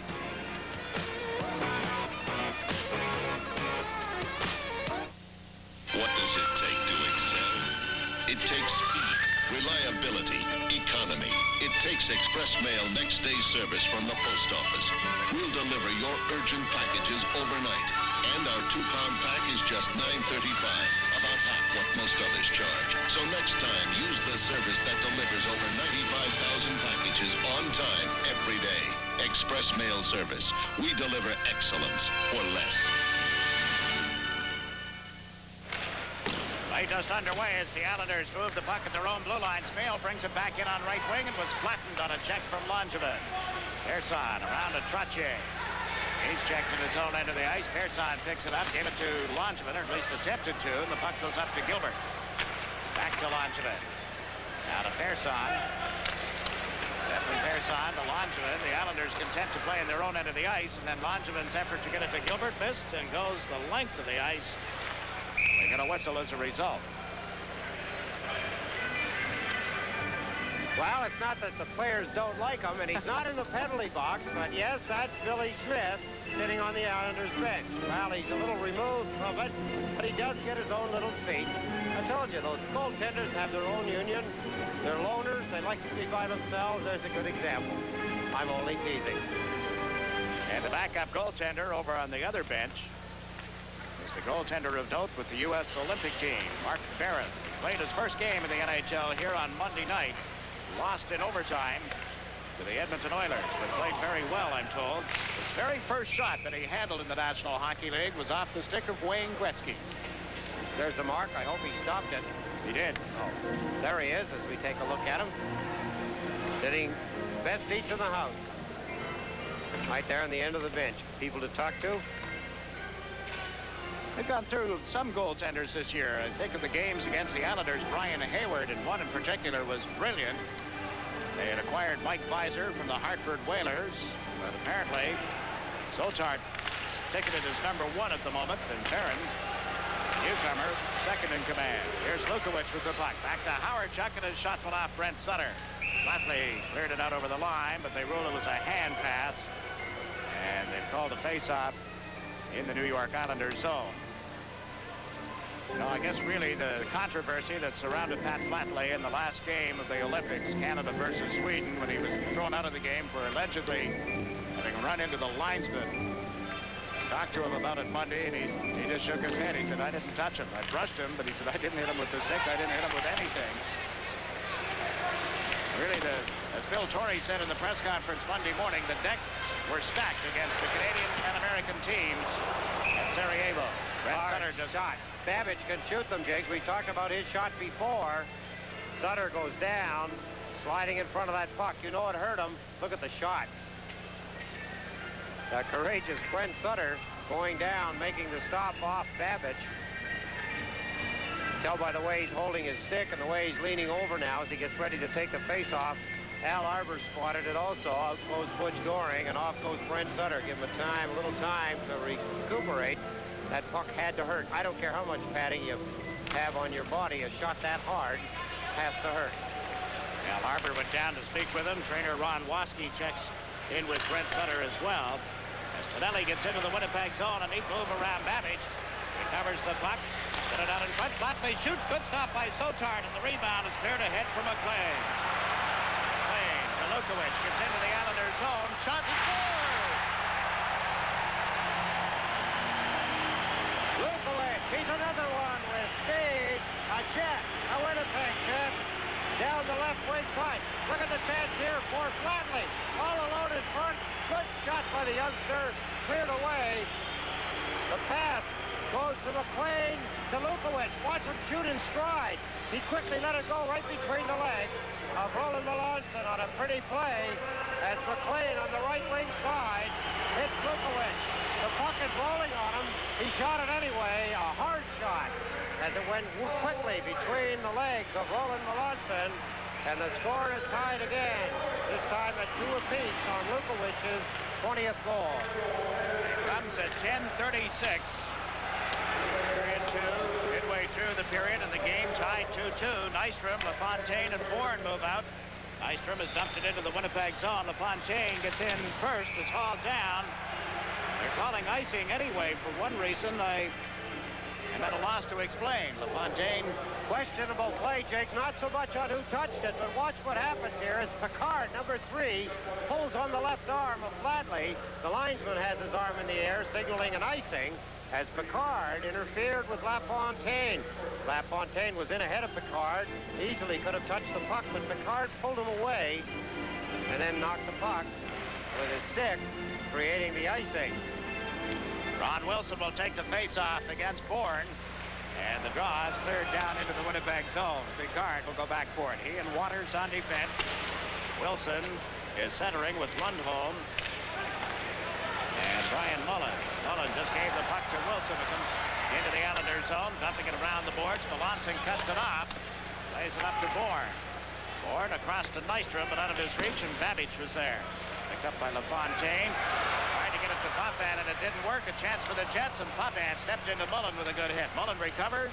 Pass was intercepted by Nystrom. Around for Gord Lane. Lane up the boards. LaFontaine couldn't pick it up. Wilson is checked. Puck ends up back of the Islander goal, controlled by Potvin. Potvin wheeled it to the right side off Nystrom's stick. They centered, but out of the reach of Mullen. And he Potvin on the left wing boards. Got it down away from Babbage. And the Islanders are going to be called for having iced the puck.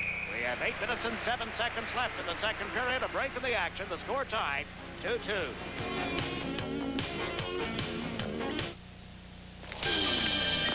Today, there's a new power on the road. The first Nissan 300CX.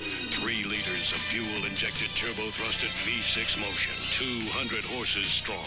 The all-new Nissan 300CX. It'll snap you from 0 to awesome. Come alive, come and drive. Made to motion from Nissan. At your Datsun dealer. On the face-off, the Islanders have moved the puck to center, and the Jets dump it right back in again. They're tied 2-2. Deblois came in, the puck went off his stick and into the seats. Interesting out-of-town score, Jakes. In the third period, Stoughton has scored for the New York Rangers, but Korn and Derlago have both scored for the Toronto Maple Leafs, and they lead the Rangers 2-1 as it stands in the third period. The only final score we have in at this point, Vancouver defeating the Pittsburgh Penguins 9-5. The Flyers have jumped out in front of Edmonton 1-0. Minnesota leading St. Louis 3-2. Chicago with a 4-3 lead over Buffalo. Here, the Islanders and the Jets even at 2. Butch Goring, Anders Kaller, and Wayne Sutter, the forwards. Ersan and Langevin on defense. Johnson in goal tonight has just cleared the puck around the boards. Boschman to Arneal, and it was knocked away from him. Wayne Sutter unable to get Goring loose at center ice. Ersan took it from Boschman, gave it to Goring. Kaller moves up the wing. Turned around. Wayne Sutter goes in to recover the puck. Sidesteps the Czech, trying to come out of the corner, and his centering attempt was picked off by Boschman. Langevin held it in at the left point. Into Goring to Wayne Sutter. I heard Sutter calling for it. Doesn't get it back to Goring. It comes to Langevin to the corner for Sutter. Wayne Sutter to Kaller, who tips it to right wing. Over goes Ersan for the puck. Into the corner for Wayne Sutter. He's tied up. And Laurie Boschman's pass intercepted by Goring. Goring to Kaller. He shoots.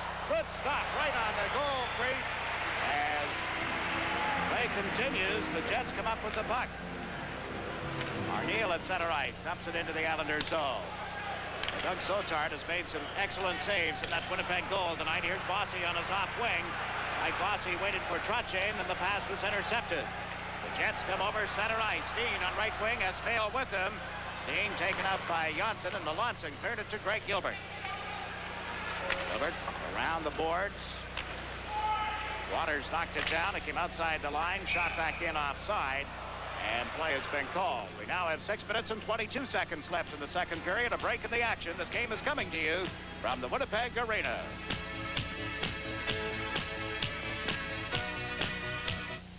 Okay, I'm changing the strategy. I just made it Michelob Light for the winner.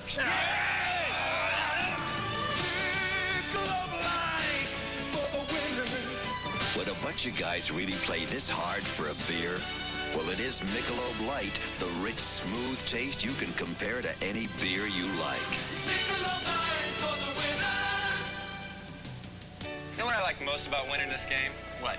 The trophy. Michelob Light. Face off at the Islander blue line. Trottier between Gilbert and Bossy. Popan and Lane on defense. The Jets back at their own line. Got checked, and then offside is called. The arrival of 2 new and young players. Let me just test your thoughts of the game. 18. Who is the youngest player now in the National Hockey League? And keep in mind it's leap year and all of that stuff. The youngest player right now? Yeah. In the National Hockey League? I mean, obviously you've got to say Pat LaFontaine if he's here right now and just turned 19.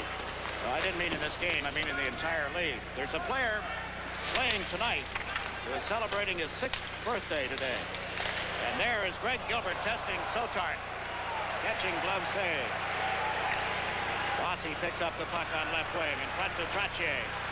And at the top of the circle got checked, and Steen breaks out. They have not had a penalty call here in the second period. The Jets into the Islanders' zone. Steen's shot was cut off and cleared by Potvin to Trottier. Trottier dumps it in over the line. Gilbert picks it up with a drive that missed on the stick-hand side. Babbage for Winnipeg. Checked by Bossy. Babbage goes to the boards, dumps it into the corner. Backboard is Potvin. Winnipeg in the middle of the player change. Gilbert moves it up left wing, but out of the reach of Brent Sutter. Babbage came over in time. Potvin blocked his pass. Brent Sutter. Fans yelling, feeling that the Islanders had too many men on the ice. They were in the middle of the change. Played the puck. Got away with one. Flatley to Tonelli. Out in front. Missed Flatley. He picks it up now. Backhand shot went wide. Johnson comes in off the blue line. Back to the net for Tonelli. Line up in the boards and knocked down. Brent Sutter recovered the puck. Gave it to Johnson from the blue line. It went off McLean's stick. Tonelli hustles after it. Tonelli back to the net. Around to Brent Sutter. Flatley and Campbell broke up that pass. Campbell to McLean. And then across to Lukowicz, who gets in over the line.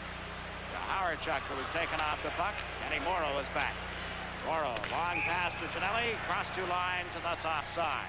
We'll take a break here. 4:27 left in the second period. The score is tied. The New York Islanders 2 and the Winnipeg Jets 2.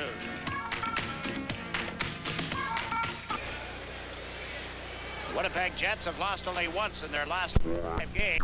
That was home ice Monday night to the Edmonton Oilers. The Islanders had put a win streak together until losing in Philadelphia Sunday night. That LaFontaine into the Winnipeg zone, was ridden off the play. Nystrom picks up the puck. Comes off the boards with a shot right into the catching glove of the goaltender who holds on. And LaFontaine was clogging things up in the goal crease. He's not bashful, Jakes. Let's take a look. Nystrom turns and lets the shot go. Standing in there, causing a lot of disturbance. Yes, Pat LaFontaine. Bob Bourne goes in. Number 7 is Waters for Winnipeg. Here's Nystrom as he spins away from Deblois. Takes the screenshot. Sotard has it with a lot of traffic. Looking for a rebound. LaFontaine on the face-off. Bourne and Nystrom on the wings. Boschman got the draw for Winnipeg to Picard. Cleared out across the line. Bourne with it on the far side of the ice. Now to Nystrom. Pokes it in. It's cleared right back out again. Langevin will pick it up. Gave it to Persson. Bob Bourne. Pass from LaFontaine missed, and the puck goes loose. Persson gives it to Langevin. And again to Persson. Out to center ice. Deblois intercepted the pass. Deblois to Arneal, and a shot went off the crossbar. What a drive by Scott Arneal. He paid the price after he took the shot. Dave Langevin caught up with him. Here's the drop pass by Deblois. There's the shot. Look at Dave Langevin as he moves in for the kill, and almost did as the puck goes off the crossbar. Deblois' drop pass immediately released with a wrist shot by Arneal off the crossbar up into the seats. Good chance for the Winnipeg Jets on Deblois' drop pass and Arneal's wrist shot off the crossbar. Scoring against Wilson on the face-off. The puck went back to Lane, to Keller. Backhands it into the Winnipeg zone. Wayne Sutter chases it. Sutter pulled it away from Mullen. Back of the net. Is scoring with the pass. He's out on right wing. Lundholm fell. There was nobody near him. Now Lane stepped into Mullen to knock the puck away. Babbage goes back for Winnipeg. Babbage off the boards. Lane waited at center ice. Waits for Gorning to get back onside before shooting it in over the line. That's cleared out. Lundholm on right wing is checked by Goring. Popham moved up, kicked it away from Wilson to Dwayne Sutter, and his pass was intercepted. This is Ron Wilson. Wilson to Lundholm. Goes to the left side. Mullen bumped by Gord Lane, who's had a good game tonight. Gallagher shoot it down into the Winnipeg zone. And we get an icing call with 2 minutes and 43 seconds left in the period. A couple of Long Islanders here at the hockey game, and one in particular, our friend. I tease him. I have a lot of fun with him. I have over the years. He's been a big help to myself and, of course, Jiggs. Stu Honig, our stat man, as we know him, standing here in Winnipeg.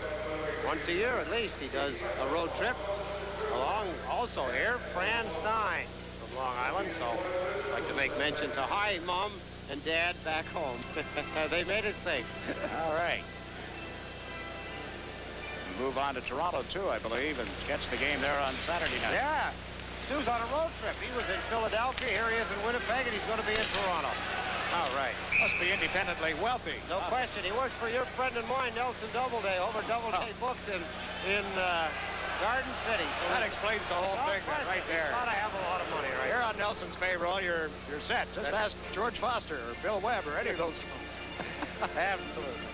Let me clear up something I was saying earlier about the youngest player in the league. He said 6 years old. He is 6 years of age today, and he's playing for the Toronto Maple Leafs tonight. Wonderful. Dan Daoud. Well, that's right. He's the only National Hockey League player born on this date. That's right. So he's 6 years old. How about that? I wonder why the Pocket Rocket retired at such a young age, too. He was one of those leap year babies. I'd forgotten. That's right. My memory has failed me again. Pocket Rocket, of course. Daoud, officially 6 on the 29th of February. Bossy trying to set up Gilbert. The pass broken up, and the Jets move up 3-on-3. McBain on right wing. Drops it back to Steen. Steen unable to center it in front, and Bossy clears it, but not out. There's Waters. His shot blocked by Bossy. To Gilbert. Rache moves up. Fred Gilbert hooked and knocked down by Waters. No penalty. Offside is the call. The Winnipeg Jets fans feeling that indeed an injustice has been performed, but not the punishment handed out. Let's take a look. There goes Greg Gilbert.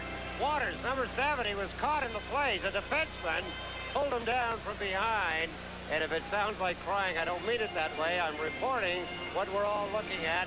Al Arbor saw it. It was right across the ice from where he was standing. He's upset.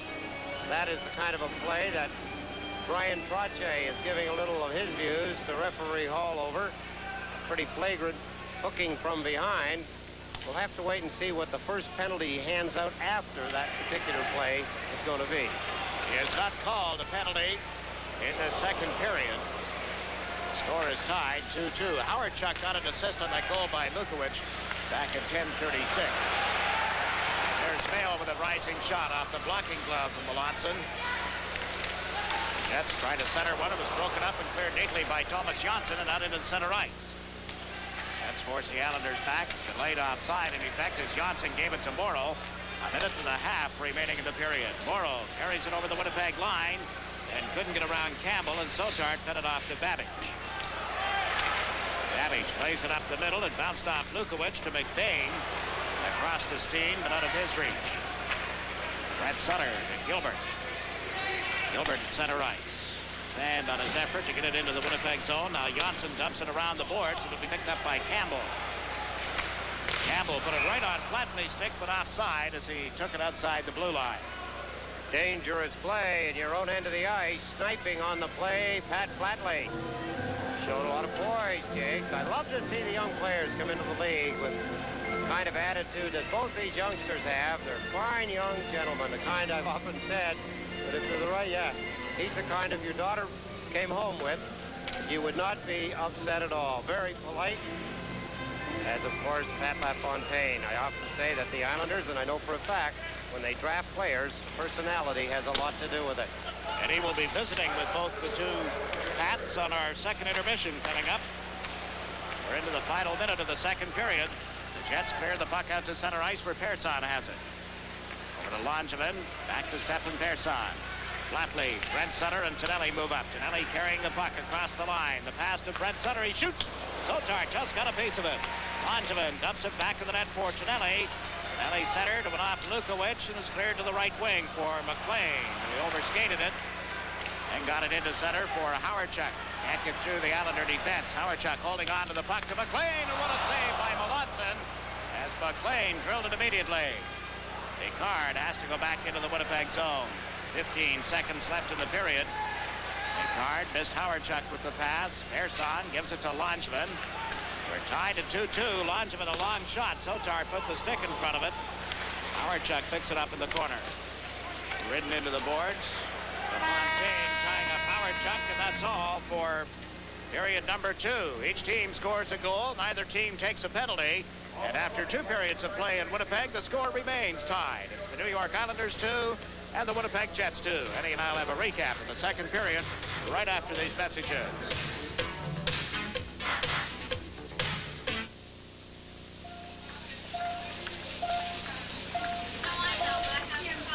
Could we see something for under $10,000? I have just the thing.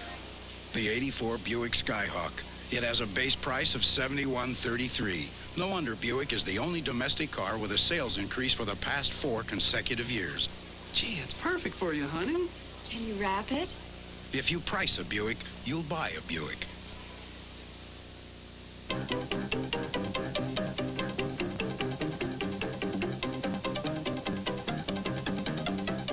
Do you know how many of these motor oils would love to make this claim? Well, this one can. Mobil 1. This February, buy 5 quarts of Mobil 1 in this easy pour resealable plastic container and drive away with a $3 rebate coupon on the official oil of the Winter Olympics. This painting, your fascination with it, what it means to your life. Forget it. Daddy! Daddy! Thursday, on the 4 o'clock movie, demonic forces are at work, plaguing a director and his young daughter. Emily. Are we still one step ahead of the devil? The Cursed Medallion, Thursday at 4 on Channel 9. And I told you that you were a third-rate pistolero. Now I'm going to tell you something else. I'm not. Thursday at 8:30 Glenn Ford stars as a U.S. Marshal whose gunslinging days are not yet over. If you make Dan Blaine fight you, he'll kill you. I reckon I'll do what I came here to do in the first place. Chad Everett stars as the man who's eager to challenge the notorious lawman. But it's the last challenge for one of them. Angie Dickinson co-stars Thursday at 8:30. The New York Islanders and the Winnipeg Jets tied 2-2 after 40 minutes of play here at the Winnipeg Arena. Shots on goal in the second period by the New York Islanders 13, a two-period total of 25. The Jets had 10 shots in the period. They too with 25 after two periods. It was 1-1 going to the period. John Ginelli regained the lead for the New York Islanders with his 22nd goal of the season from Brent Sutter and Pat Flatley at 6:25. And then Lukowicz from McLean and Howard Chuck at 10:36 tied it up for Winnipeg for Boris Lukowicz, his 20th goal of the year. So the Islanders and the Jets even at 2-2. I'm Jigs McDonald with Ed Westfall back here at the Winnipeg Arena. Very close checking, very tight checking game, as a matter of fact, now. And the skating stayed in the game, Jigs, and I think that that's what's important. Neither team let up. Of course, the Islanders can't because Winnipeg love to skate. They're at home. They're expected to put on the show, and they're putting on a pretty good one. John Ginelli's nice goal, that kind of shook them up for a little while. I think a year ago, Winnipeg probably would have fallen apart by now with the Islanders, you know, playing that steady kind of game. You look for that from the Islanders, particularly on the road. They don't gamble a lot, but when they get the opportunities, they'll take advantage of them. Winnipeg beat the Islanders in the other two games because they skated and hustled and they created opportunities. And they find a few holes every now and then, a few cracks in the dam with the Islanders in their own end of the ice. They've got a few chances, but down at the other end, Sotard has been outstanding for Winnipeg. The Islanders have peppered away at him on a few occasions, and some of them screened, but Sotard has held his poise very well. So that gives the Winnipeg Jets another little lift. So they've used that and used the fact that no penalties in the period. They haven't had to kill any penalties off either team in the second period. So that is a luxury for both teams. Coming into tonight's game, and we touched on it at the beginning of the game, Clark Gillies not dressed for the Islanders, healthy, scratched, the coming of the two new players. He seems to be taking it very well. I'm rather surprised because Clark likes to play. He does, Jakes, but you know, Clark Gillies, in all the years he's played, does not show a lot of emotion, whether things are good or bad. He stays very even. So in that note, I would have to say that his feelings inside are well hidden. Well, at the end of two periods, the Islanders and the Jets are tied 2-2 and will return to the Winnipeg Arena right after these messages.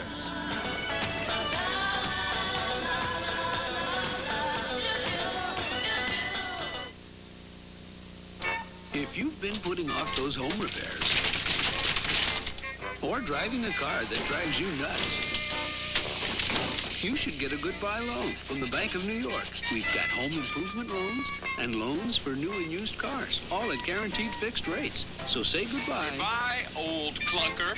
To just getting by with a guaranteed fixed rate goodbye loan.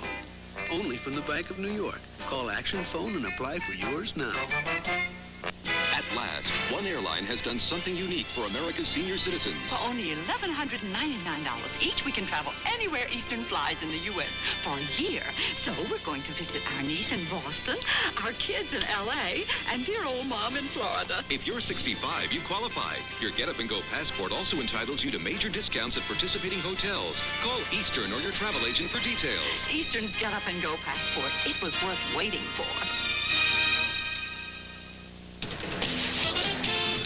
Budweiser salutes the coaches and trainers of the 1984 U.S. Olympic team. That's the way, Mark. That's the move. How'd it go, big fella? Just flatten your back. Come on, bounce. Now stretch those arms out. Get down into it. Pull the arms in. The gun goes off. I really want you to explode off the line. Arm swing, arm swing. To the U.S. Olympic coaches and trainers, the team behind the team, this Bud's for you. Over 10,000 doctors in Big Apple Country have joined Blue Cross and Blue Shield to offer our healthiest employee benefits plan ever. With a commitment to the future, our physicians will link their fee increases to the Consumer Price Index, doing their share to help you control costs, all neatly wrapped and called Wraparound Plus. Call 1-800-554-PLUS to learn more about Wraparound Plus, the healthiest group benefits plan ever from Blue Cross and Blue Shield. The New York Islanders have built a championship team through the draft over the years, and their last two #1 picks have joined the Islanders this week and visited with Ed Westfall tonight. Thank you, Jakes. And as we promised, two wonderful young men. And I have to, first of all, let me turn, I guess, to my right.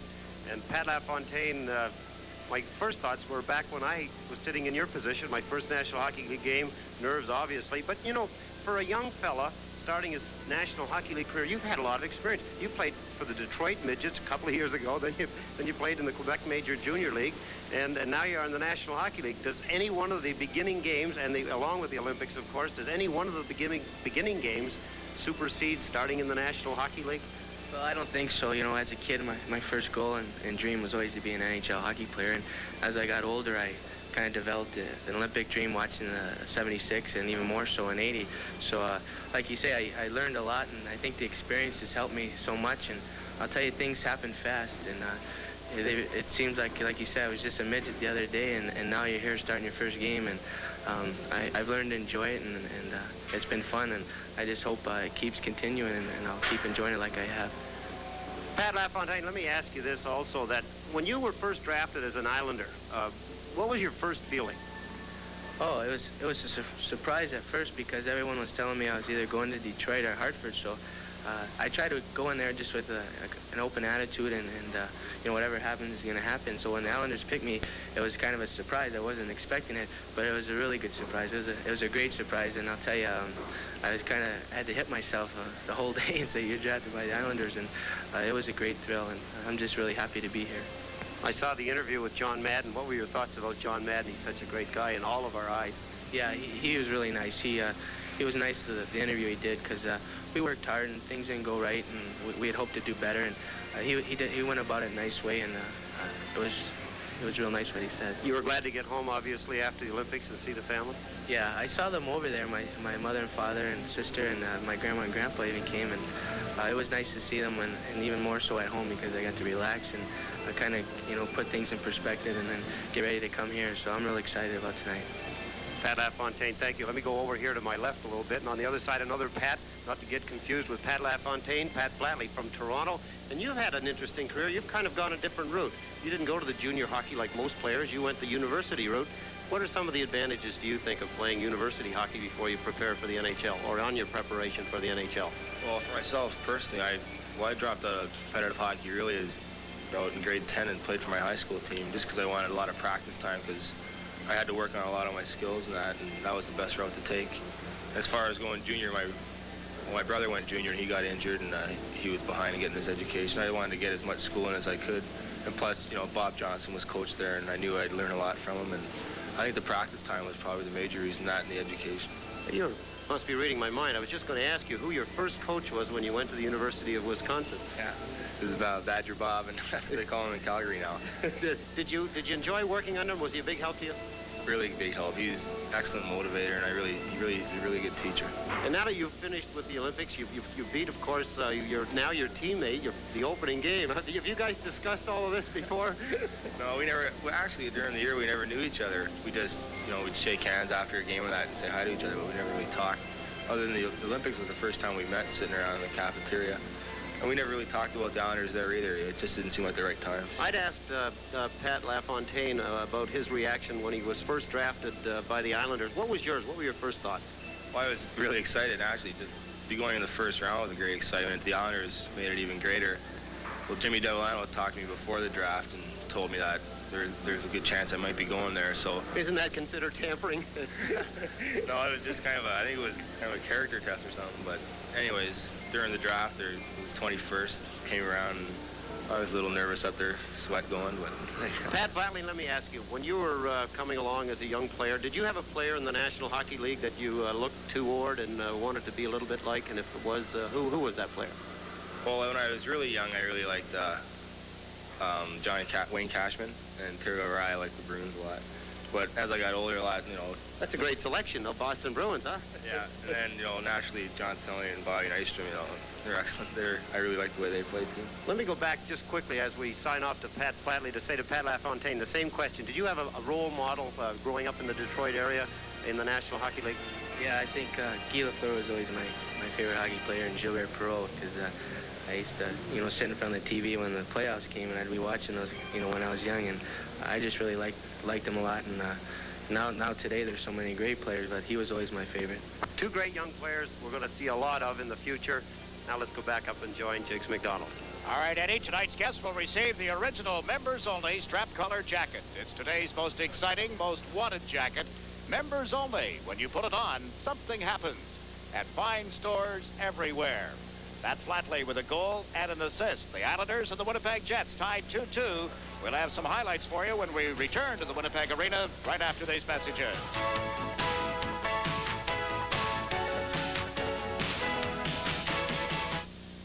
From Buick's popular Skyhawk, base priced at only $71.33, comes two of the hottest Hawks ever. The Turbo Hawk, turbocharged excitement for the 80s. And the Super Hawk, it's red because it's hot. Be one of the lucky few to own one. Available now in limited quantity only at your New York, New Jersey Buick dealers. Even though Hewlett-Packard technology has produced a number of firsts, some of you still don't know who we are. Or maybe now you will. Introducing the touchscreen personal computer, the Hewlett-Packard 150. By merely touching the screen, you can find an address, move a paragraph, change a forecast, make a chart with just your finger. Now nothing stands between you and what you can become. Hewlett-Packard personal computers, setting you free. Letters overweight. That's an extra charge. Another overweight. Another extra charge. Another overweight. Some express companies have strict rules about how much your overnight letter can weigh. Pure Letter Courier's different. We keep coming up with ways to make things better for you. Like Pure Letter Plus. All the pages you can fit in a big 9x12 envelope, no matter how much it weighs. Only $9.75. Pure Letter Plus from Pure Letter Courier. You want it, you got it.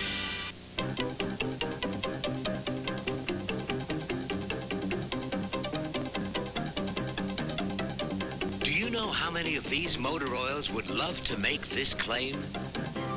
Well, this one can. Mobil 1.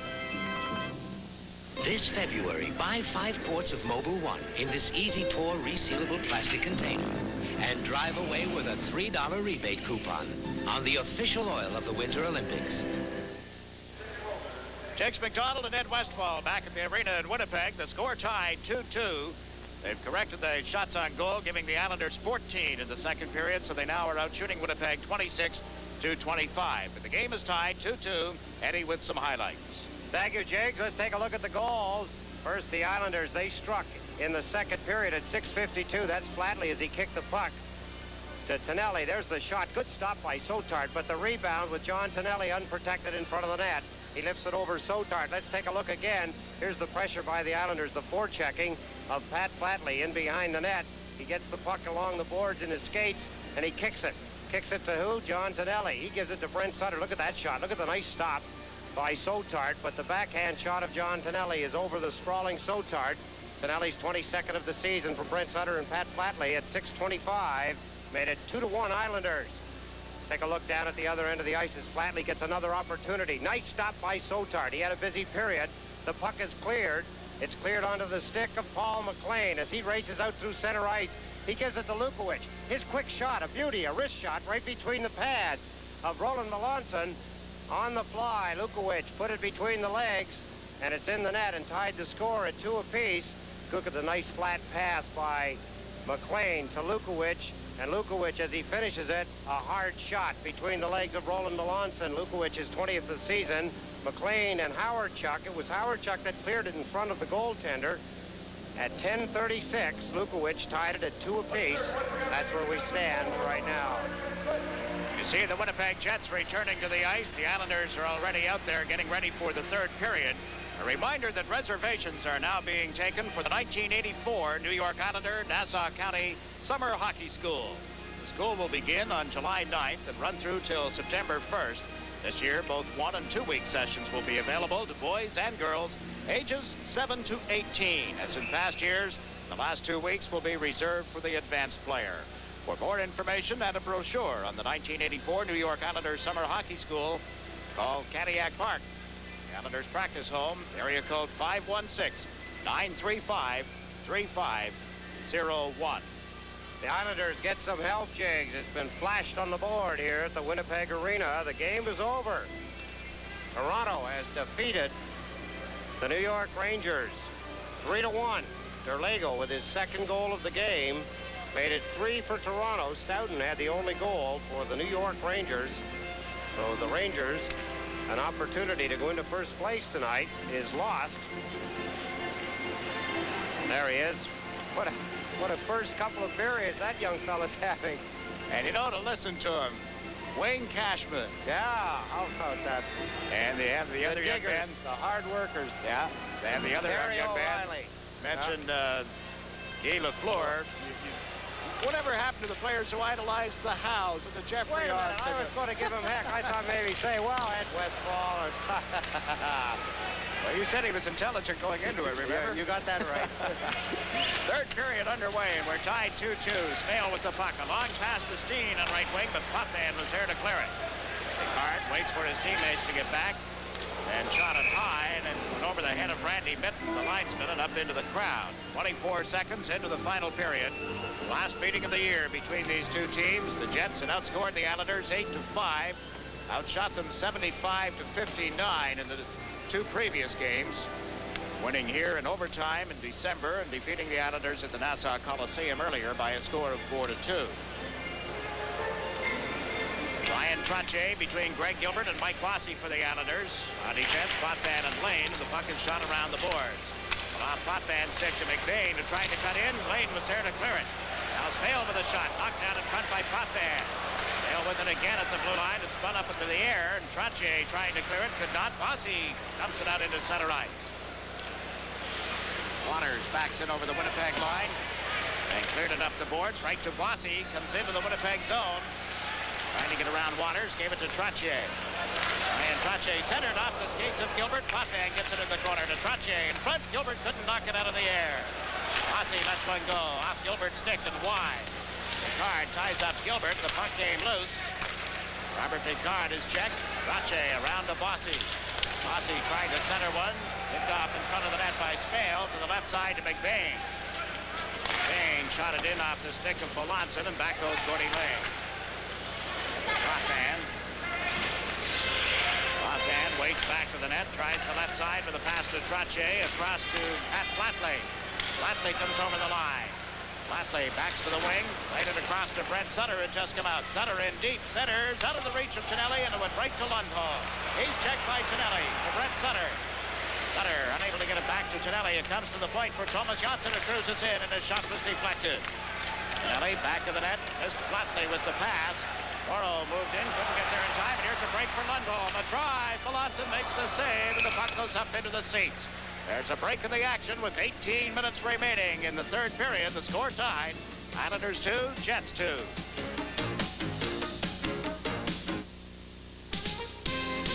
This buds to everyone who tackles the changes and challenges of that new promotion. This bud's for you. There's no one else who does it quite the way you do. So listen to you for all you do. Give me 5 minutes. Yep, just for you, that distinctively clean, crisp taste that says Budweiser. For all you do. Hey, this one's for you. Action remains in the game. Partial breakaway. Thomas Johnson just got back in time to tip the shot of Bent Lundholm, and he broke down the left side using some more speed by Winnipeg. Winnipeg putting on pressure. Nukovic came from back of the net, as you saw. Now Brent Sutter clears it around the board. Howardchuk in forechecking. Nukovic to Campbell. That's one goal, and that was wide. Howardchuk rounds the net, put it out in front, and nobody there. Campbell works it back of the goal once more. Gail Howardchuk got it to the side of the net, covered by Melanson. Gave it to Morrow. Morrow up the left wing. Tonelli couldn't knock it down. Babbage had his pass knocked out of the air. Janssen to Brent Sutter, then to Flatley, and it's picked up by Campbell, who shoots it into the Islander zone. They got away between the legs of Melanson and off their goal post. Oh my! Close call. Roland Melanson went out to take what looked like a very easy pass, or actually the puck was shot in. He went out to take it. He looked up to see where the players in front of him were. There's the puck shot in. Roland Melanson took his eye off it. The puck hit just outside the goal post. More pressure from Winnipeg. Morris Lukowicz went in, tried to still shake it away from Roland Melanson, but he held on.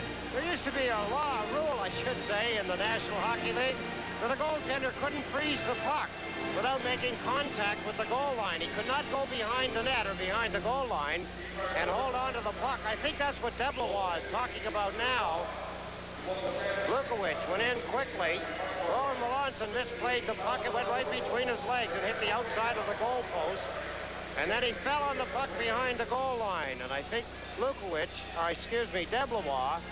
his conversation with the referee Hall is about that.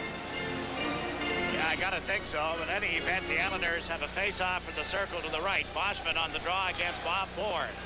And they're both relieved by linesman Randy Mitten. Matt LaFontaine will come in for the Islanders, facing off against Arneal. Scott Arneal pulled it away from LaFontaine. They go to the boards together. Boschman picked it up center. Deblois checked by Bourne, and the puck is cleared across. LaFontaine dumps it out to center ice. Nasa knocked it down and shot it right back in again. Langeman clears that. To Bourne. Across to Nystrom and out of his reach. Waters dumps it into the center ice zone. Persson is back. Gave it to Langeman. Langeman right side to Nystrom, and it's offside as the Islanders moved into the Winnipeg zone. Saturday night, the Islanders are in Toronto against the Maple Leafs and then return to the Coliseum on Tuesday, March 6th, the evening of the trade deadline. The Islanders play at home, which is unusual. The last few years, they've been on the road, it seems, for trading deadlines. The visitors Tuesday night are the Philadelphia Flyers. And the Toronto Maple Leafs come in the following Thursday. A lot of Toronto Maple Leafs lately, Jake. Thank goodness. For a while, I thought they disbanded that team. Well, you look at the standings, and they're still there. Some of the fans in Toronto may have thought that also. Arneal and Deblois over the line. Deblois' backhander just went wide on the glove side. Bourne backs into Boschman. The puck loose. Arneal shot it off the catching glove of Melanson. Persson ties up Deblois, and the puck is frozen for a face-off. Roland Melanson misplayed what looked like a pretty easy shot that time. It went off the end of his glove, up into the glass. Let's take a look at the pressure by Winnipeg again. Here's Deblois' backhand shot, just inches wide of the far goal post. As he moved in quickly, Scott Arneal gave Deblois the pass, and his quick release on the backhand almost fooled Roland Melanson. The Islanders have not tested Doug Sotart down at the other end of the ice through the first 3 minutes and 38 seconds of this final period. Ryan Trottier will face off against Dale Howardchuk. Howardchuk hits it to Campbell. His shot from the point was blocked. Comes outside the line, picked up by Trottier, trying to get away from Campbell as he crosses the line. Trottier left it for Dwayne Sutter. He was checked. Lane moves in, couldn't make contact with it. And the puck is loose, and break for the Jets. Campbell comes over the line, gave it to Howardchuk. Howardchuk centers, and Trottier slips across neatly to intercept the pass. Lukowicz back in his own zone. His pass intercepted by Dwayne Sutter, who comes in on goal, shoots, he scores! The Jets make a mistake, and the Islanders pounce on it. They're opportunists. There's many of the Islanders can put the puck in the net, and one of them just did. Let's take a look. Right here, misfired by Lukowicz as he tried to clear the puck. Dwayne Sutter stole it, put it right in under the crossbar with a quick release on a wrist shot.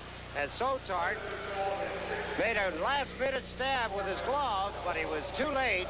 Dwayne Sutter, on a quick shot, has given the Islanders a 3-2 lead. His 16th goal of the season has regained an Islander one-goal lead.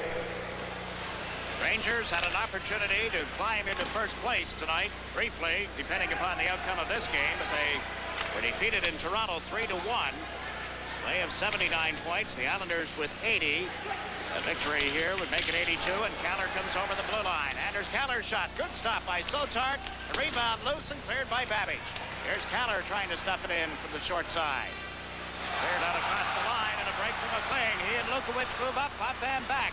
McLean holding on to the puck, centers. Howardchuk shot blocked by Potvin, and he covered up long enough for a face-off. Then the puck was moved with a hand pass. We have 15 minutes and 13 seconds left in the third period. A break in the action with the Islanders leading 3-2.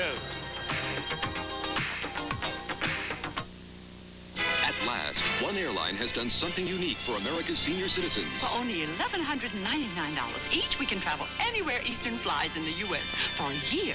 So we're going to visit our niece in Boston, our kids in L.A., and dear old mom in Florida. If you're 65, you qualify. Your Get Up and Go passport also entitles you to major discounts at participating hotels. Call Eastern or your travel agent for details. Eastern's Get Up and Go passport. It was worth waiting for.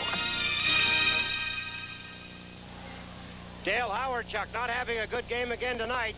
Let's take a look. McLean gives it to Howardchuck. Look at, he held it, and he had the whole net. If he'd have just gone a little bit further, he shot it right into Dennis Potvin's midsection.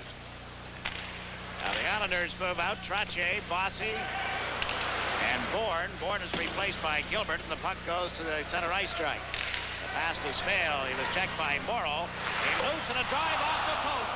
Andy McBain blasted one off the goalpost to the right of Melanson, and the Islanders clear it down the ice. Icing is waved off as Picard will pick it up. Robert Picard to McBain. It was stolen by Trottier. Fires one off the pads of Doug Sotard. Bossy in forechecking. Knocks it away from Waters to Trottier. Trottier skates back to the net. Played it back to Bossy. Mike Bossy comes out of the corner with a pass intercepted by McBain. Now to Smale. They move up 3-on-2. Over it goes to Steen on right wing. To Smale and missed it. Picard gets a shot. Good stop by Melanson as he was right up on top of the goal crease. This is Bossy at center ice, dumping it into the Winnipeg territory, and that'll force Campbell to recover. 14 minutes remaining in the third period. 3-2 Islanders. At center ice, Tonelli runs into Smale. Matt Flatley picks up the puck. Flatley to Persson. Across it goes to Langevin. Shot it around the board. Sotard missed it. Tonelli in forechecking. Got taken off the play, and Smale feeds it to center. Devlois hit hard by Persson, who stepped in front of him. The pass goes to Flatley on right wing. Over to Tonelli. Tonelli with Brent Sutter. Tonelli's shot is a stick save by Sotard. Flatley gets it into Brent Sutter to Tonelli. Tonelli trying to get out from the back of the net. Put it through in front of the goal, and Flatley was checked by Boschman. Devlois breaks loose on right wing. The pass to Arneal. Arneal checks. Langevin cleared it to the corner. Arneal gets it again. Centers. It's cleared by Persson and ends up in the center ice territory. Campbell shoots it right back in again. Wade Campbell hits for a rest as Persson went to left wing with a pass for Tonelli. Across to Nystrom. Nystrom is into the Winnipeg zone. As LaFontaine with him, the pass out of LaFontaine's reach. And here's McLean giving it to Boschman as the game is end-to-end now. Boschman, a long shot. Watson the save. Potvin picked it up. Potvin to Nystrom. Taps it into the center ice zone. It rolls on edge. There will be no icing. Matha is back. Matha around to Lukowicz. Lost it. Recovered in time. Clear it to center where Potvin picked it up. Give it to Gord Lane. Shot it in off linesman Cox. Back on the Jets. Howardchuck is over the line. A slap shot. Melanson got enough of that. The rebound. And he covered up with a shot from McLean. Here's Matha at the right point. Into McLean in the corner. McLean centers, and it's tapped wide by Lukowicz. Howardchuck put it right on the stick of LaFontaine, who comes over center ice. LaFontaine to Bourne. Bob Bourne to LaFontaine. Back of the net to Bourne. Bourne trying to center. It's on the doorstep. They score. No goal. Waved off. It went off Nystrom's skates, and now he goes to complain to referee Bob Hall. He's nose to nose. Hall is going to say that he kicked it in. Nystrom says he did not, and the Islanders are really upset with the referee now. Referee signaled right away that he thought that Bourne had kicked it, or I should say Nystrom had kicked it in. Look at the nice give and go here between LaFontaine and Bourne. There's the play. It went off Bob Nystrom's skate. He did not motion his skate towards the net. It deflected off it. Let's look again. I didn't see Bob Nystrom kick at it. There's Bourne behind the net. There's the play in front. That camera angle we couldn't tell, but Bourne, LaFontaine, and Nystrom all thought it was a goal. The referee, Hall, waved no goal. Tough break for Bob Nystrom. I couldn't see that he kicked at the puck. He has to direct the puck into the net deliberately for it to be disallowed, but Hall must have seen something I didn't. So there's no goal, and it remains a 3-2 Islander lead. Boschman trying to send Arneal in. He got tripped up at the blue line, but it was offside anyway. We haven't had a penalty in the game since 18:10 of the opening period. We still have just over 12 minutes left in the third period. Entertaining hockey game. The cunning, maturity of the Islanders against the great hustle of Winnipeg. Here's Bob Bourne as he slides the puck out. See Nystrom, he's got his weight now on his left side. That looks like it went off Winnipeg Jets player's stick, but it deflected apparently off Nystrom's skate and into the net. There was a little movement there. I could see on the second one, so it was a good call by the referee. Morrow got checked at the Winnipeg line, but Wayne Sutter was backing him up. Moved the puck to Goring. Caller cuts it on right wing. Right in on goal, and what a save by Sogard as he came out to cut it on. Campbell, the Deplois on right wing. He couldn't pick it up. Thomas Johnson has given it to Goring. Checked right at the center ice right. Boschman to Deplois. Goring rides him off the puck. Turned it out to center ice. Babbage picked it up. Played it off the boards, right back to himself. David Babbage, a slap shot. That sailed wide of the net. Comes back to Waters at the left point. Into the corner, but Morrow was there. Morrow out to center to Caller on the neat pass. He's over the line, working on Babbage to drive. Missed on the stick side. Picked up by Babbage. Shot it into the center ice zone. Langevin goes back for the Islanders. Langevin and Pearson on defense. Bossy is out with Trottier, and now Greg Gilbert. Puck loose. Gilbert gets over the line. The pass to Trottier to the right side. He gets checked. Smale was there. Cleared it to the right wing. McBain feeds it to Steen. Another Steen with a shot that hit Langevin. It's cleared around the boards for McBain. McBain centered, but Bossy was there to break up the pass. Mike Bossy at the center ice strike. Waits for some help to arrive. The pass neatly to Trottier. Back to Bossy, to Trottier. Had it at his skates, couldn't get it to the stick. Here's Smale over on the left wing. Across to McBain. McBain just celebrated his 19th birthday a week ago. Back it comes, but outside the line and brought in by Babbage. That's the offside call. We're down to 10 minutes and 14 seconds left in the third period with a break in the action. The score is the Islanders 3, the Jets 2.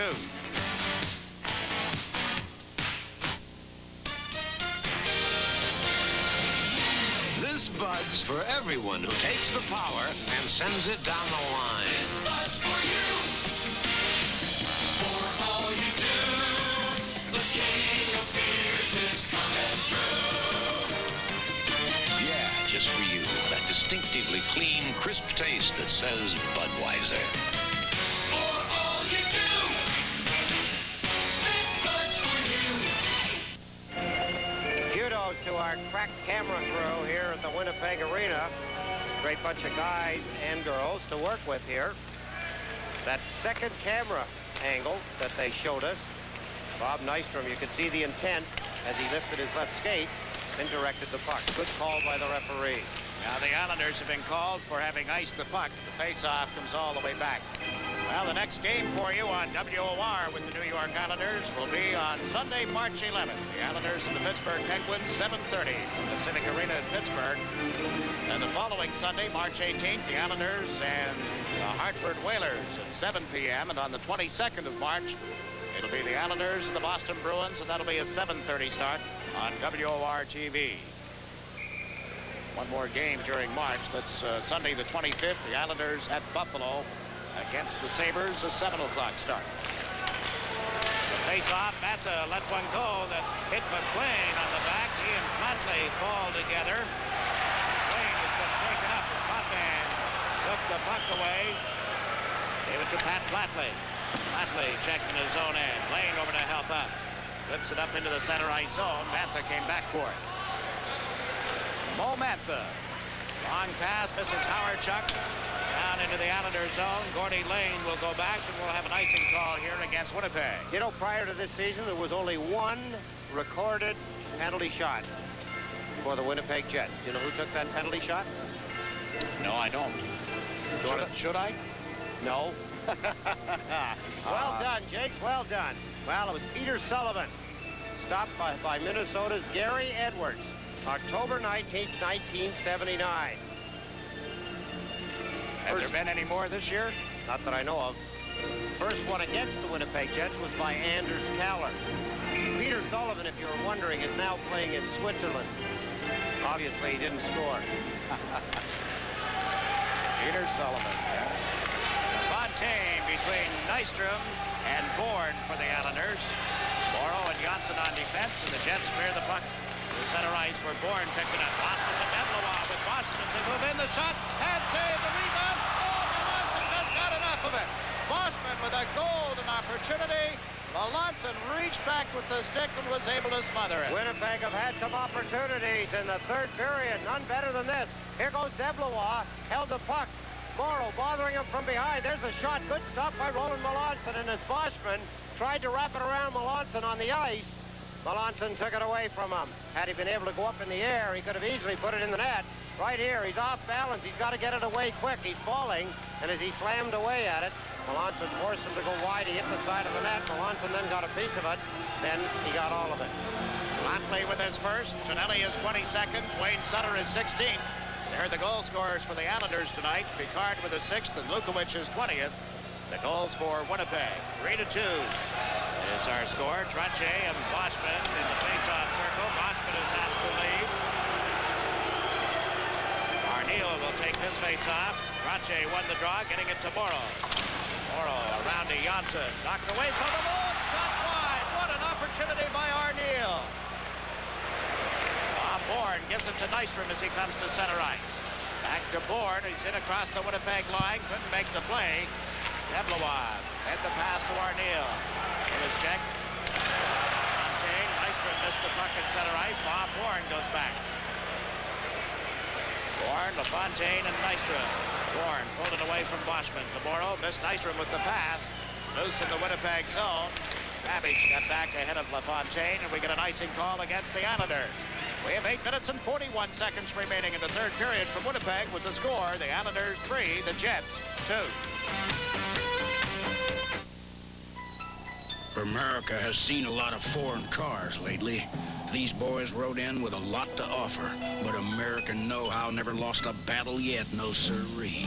Take the new Buick Skyhawk, base priced at only $71.33. It gives you more room and better mileage than some comparable imports. So these boys ain't got the whole field to themselves no more. If you price a Buick, you buy a Buick.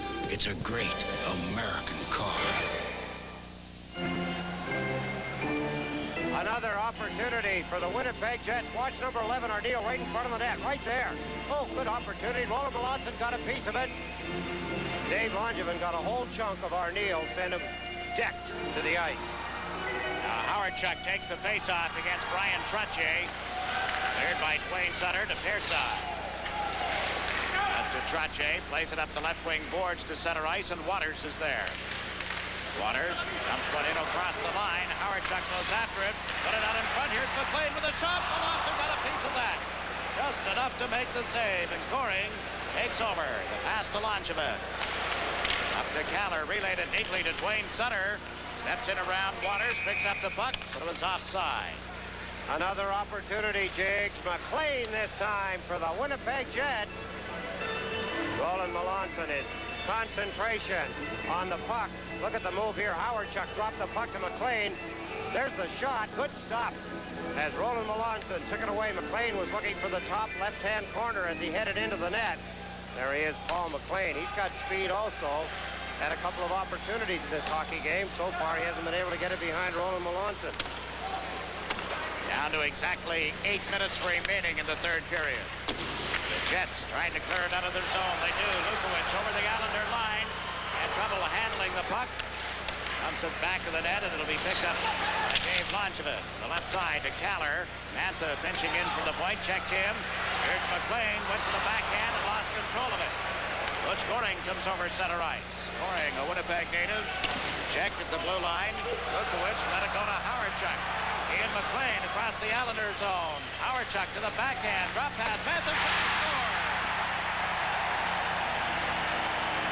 His statistics speak for himself for the first 2 years in the National Hockey League. Dale Howardchuk dominated this Western Division. Gomeza trailing the play. Made a beautiful shot. Watch here as Howardchuk shows he can handle the puck. In front of Gord Lane, he dropped it. And there's a quick release by Mantha, the defenseman, into the lower left-hand corner. Let's watch again as Howardchuk, Calder Trophy winner 2 years ago. Good stick handling, good balance. Good timing as Mantha ties the score at 3 apiece with his 13th goal of the season. Not bad for a defenseman. Mo Mantha ties the score. And Bossy gets in over the Winnipeg line. Shot the puck around the boards. Gilbert chases it. And Gilbert to Trottier. Knocks it away from Babbage. They wrestle, and away comes Trottier to the short side. A backhander. Oh, Sotard made the save. Bossy beats Potvin at the point. Into the corner for Bossy. Back to the net, being tied up by Babbage. Trottier gets a stick on it. Ryan Trottier's shot was blocked. Babbage still has a grip on Bossy. Now they release, and Trottier goes to the corner. Check. Babbage around the boards. Off Gilbert's stick. Trottier pokes it to the point. Gilbert backhands it. It goes high and up into the crowd. We're going to take a break here with 6 minutes and 49 seconds left in the third period, and the score tied 3-3.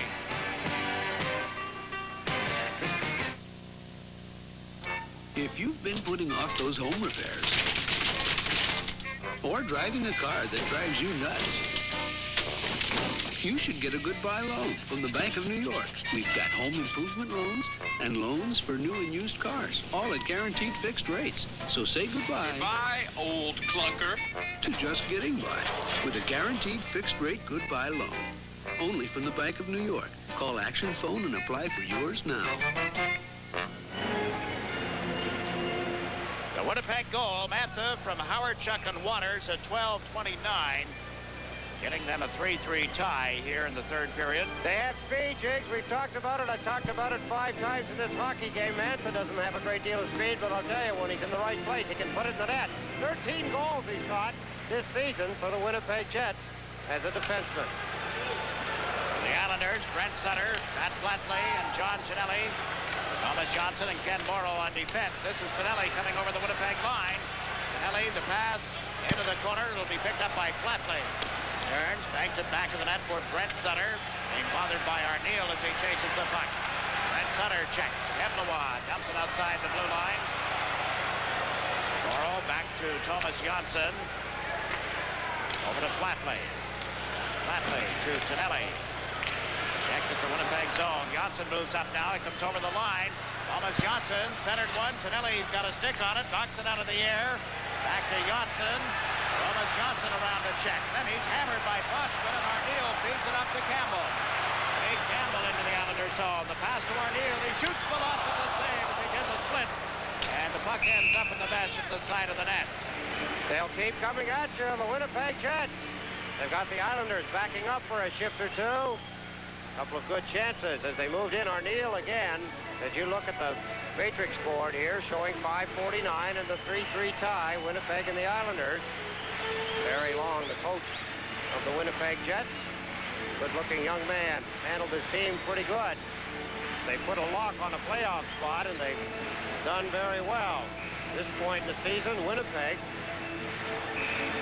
currently third behind Calgary with 58 points. They're 8 points ahead of last place Los Angeles, 1 point ahead of Vancouver, who have the last playoff spot in the Smythe division, locked up right now.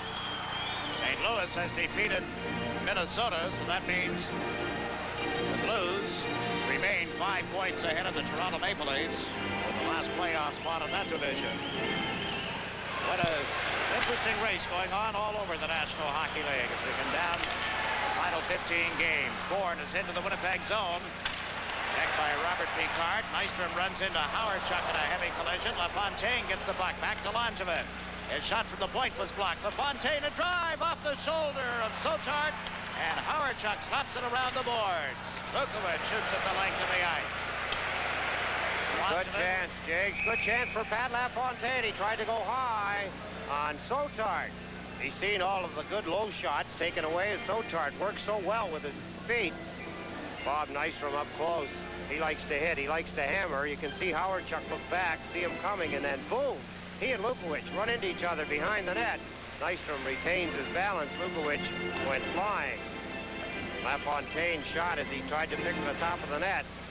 See Sotard's reflexes. He jumped high, took it off the shoulder. Good shot by LaFontaine. It might have been a little high. It's hard to tell from this height that we're sitting at. Their side. Dumps the puck into the corner. LaFontaine put it out in front. Oh, and off Babbage. There's a shot by LaFontaine that went high and wide.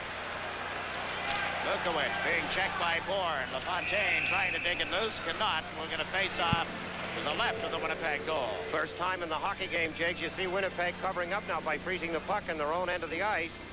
Very Long, the coach, wants to get some fresh troops out. Islanders putting on some pretty good pressure. That time LaFontaine, as he goes to the bench to get a rest. The puck out in front of the net. Winnipeg covered well.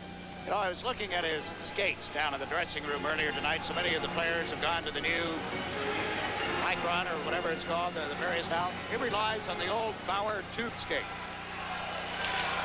I'd say old. I'm sure that makes a lot of sense. I don't know whether he can get any more, but if he can still get the old skates, more power to him. You mean the kangaroo skin? Yeah. Wow. I didn't think you were allowed to wear those anymore. It's illegal. Trache sends Bossy in with a shot. Good stop. Gilbert the rebound and Trache. Oh, block. Bossy's drive on the doorstep and cleared at the last second. Oh my, you won't come any closer than that. And the Jets have cleared it to center ice. Trache, Gilbert, and Bossy. And here's Boston over the line. Right side, Deblois shot. Blocked by Melanson. Loose puck. Huffman cleared and Campbell's drive. Huffman blocked that. Wade Campbell shoots. Knocked down and cleared, and we get an interference penalty on the play. The penalty has to be against Winnipeg. They seem to be chasing after the referee Hall. Interference he was signaling as he goes. Let's take a look at the flurry a moment ago. Look at the stop by Sotard off Brian Trache, and here's the puck right back on the goal, right near the goal line, right in the goal crease, cleared away by Babbage. There's Bossy. He started with that hard low drive that Sotard made a good save on. There's the pass by Gilbert. What a stop by Sotard off Brian Trache. Then he got a piece of Bossy's attempt, and they cleared it away. Penalty down at the other end of the ice. Back come the Winnipeg Jets. There's Gordy Lane as he takes one of them out. Dennis Potvin gave the puck. Boom. Hard shot by Wade Campbell. Blocked. Penalty. How could that go to Boschman? I didn't see anything he did to get a penalty in the offensive zone at that. But obviously, the argument was not that long. Wasn't that heated.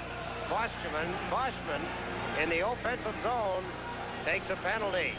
A kind that could be costly with 4 minutes and 24 seconds remaining in the hockey game. Interference is the call at 15:36.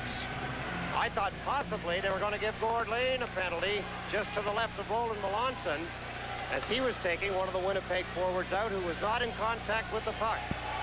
They had not had a penalty since the 18:10 mark of the first period when Tonelli went off for high sticking. Fifth penalty of the game, third against Winnipeg. The Islanders with Flatley, Tonelli, and Brent Sutter. On defense is Johnson and Pearson. Thomas Johnson starts out into the center ice zone and backhanded it wide of Sotard. Babbage is there, slapped it around the boards, right to Flatley, and it rebounded in front. Cleared down the ice by Smale.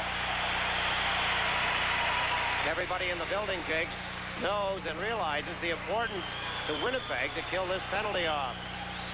The Jets penalty killing, the percentage 75.7%. The Islanders come over the line. Tonelli's pass intercepted. Steen is checked. Flatley dug it loose. Flatley into the corner for Brent Sutter. And set up Tonelli. Flatley got it back to Sutter. And again to Flatley. Down to Tonelli. Tonelli being tied up by Babbage. Gets away from the check. Tonelli to the point to Johnson. Johnson's pass intercepted. The Jets to the break. Smale coming right in on goal. He shoots. Johnson forced him wide. Smale centers. There's Steen. A backhander is blocked. There's a penalty call coming up against the Islanders. A slashing penalty. There goes the power play. We're down to 3:06 left. Fans are on their feet, Jakes, and I don't blame them. What excitement. Let's take a look. There's the pass. Steen to Smale. Look at the whack. Thomas Johnson takes at him. He lost the puck in front of Roland Melanson. Melanson forced him wide. Look again. There's the pass. Oh, there's the slash by Thomas Johnson. Saved by Roland Melanson.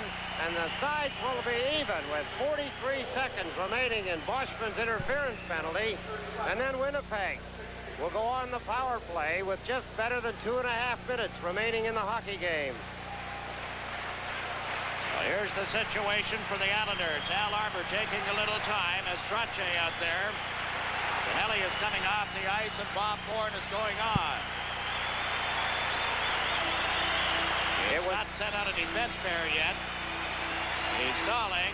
Out comes Gord Lane and Dave Langevin. Have to think back a little bit, Jakes, to December 30th. These two teams went into overtime, tied at 3 apiece. Same score as you see now. And the tie was broken in overtime when Paul McLean scored the winning goal. And the Islanders did not get a shot on goal in that overtime span. Tonight they're being outshot 38-35 by the Winnipeg Jets.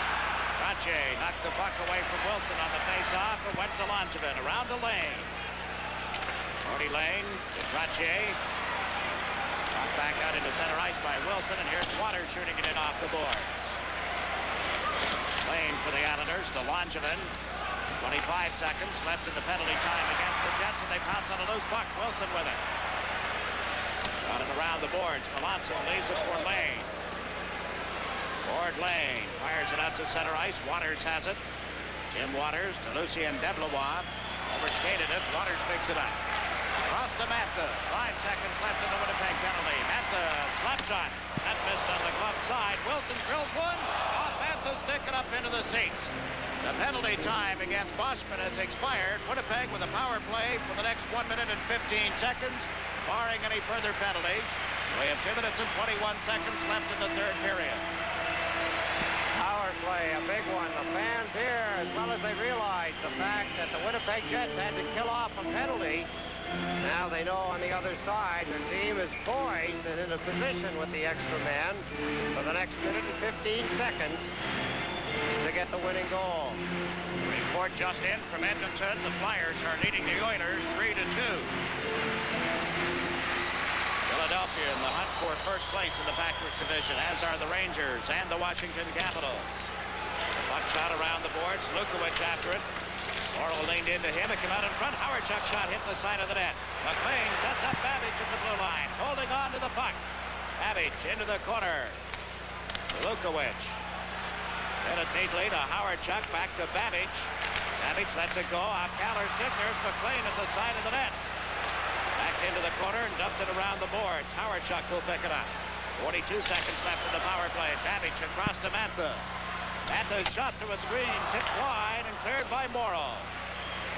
30 seconds left in the penalty time against Thomas Johnson. We're tied 3-3. The Islanders trying to pull one out here in Winnipeg tonight. The young Jay Riley, who's at Sloan Kettering Hospital back in New York. Deblois in on the left side is checked. Kearsarge clears it.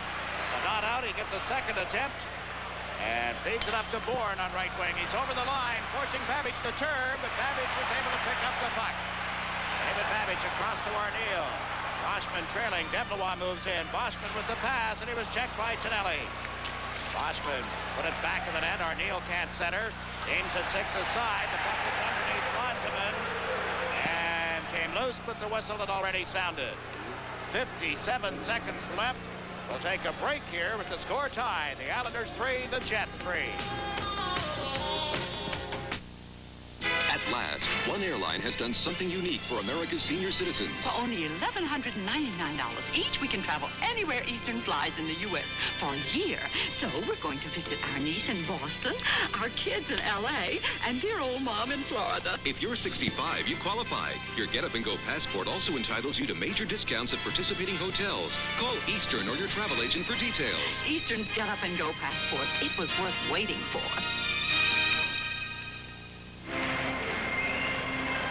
I'm always anxious to give the penalty killers credit. I'll give them credit here, Jigs. You know, there's been 6 power play attempts in this hockey game, and the total number of shots between the two teams, 15. That's all the shots that we've seen. 5 shots. What am I talking about? That's a total. I'm adding them up. It's 5 shots. That's even better. 5 shots in 6 power plays in the hockey game. That tells you what the penalty killers are doing all right. Or does it tell you that your forwards, your penalty, your power play unit isn't clicking? Well, look at the action we've just seen a moment ago around the net and so on. A lot of times the penalty killers just don't give up the good shots. Now Picard backhands the puck in at the Islander line. Bossy cleared it, will pick it up and comes down his off wing. Holding on to the puck. Here's Bossy at the top of the circle. Over to Potvin, and it's slipped between his skates. Potvin comes out of the corner with it to Morrow. Morrow. Bossy, who couldn't make contact with the puck. Dane shoots it high in the air, in and out of the Winnipeg players' bench, and play has been called. 33 seconds left in regulation time, and we're facing overtime for the second trip to Winnipeg. Same as December 30th. Same score, same situation here.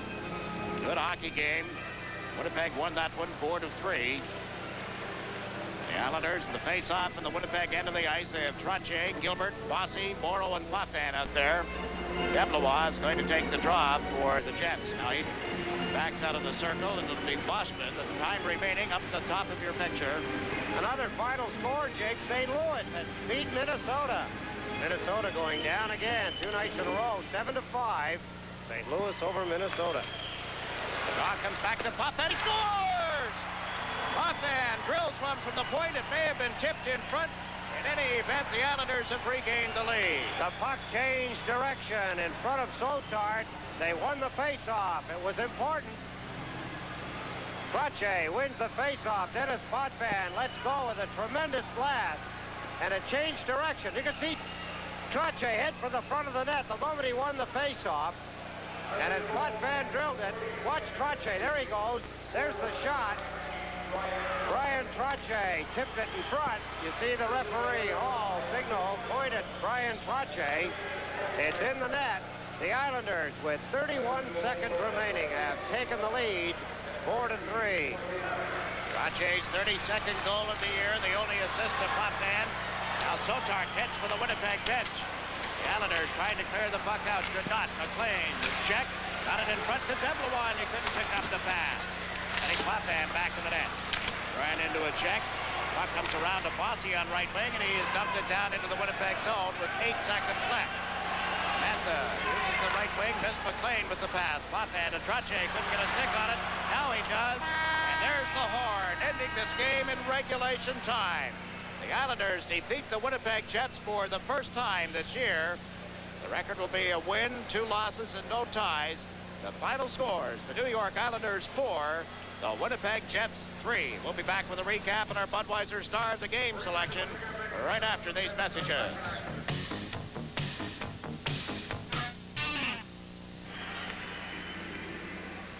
Yes, Bill? The final scores, the New York Islanders 4, the Winnipeg Jets 3. Shots on goal in the third period by Winnipeg 13, a game total of 38. By the New York Islanders 10, for a game total of 36. The score was tied 2-2 going to the period. Dwayne Sutter got the Islanders on top at the 4:08 mark. An unassisted goal for Sutter, his 16th of the year. Then about the 8-minute mark, Bob Nystrom had a goal called back that went off his skates, disallowed. Mantha tied it for Winnipeg at 12:29.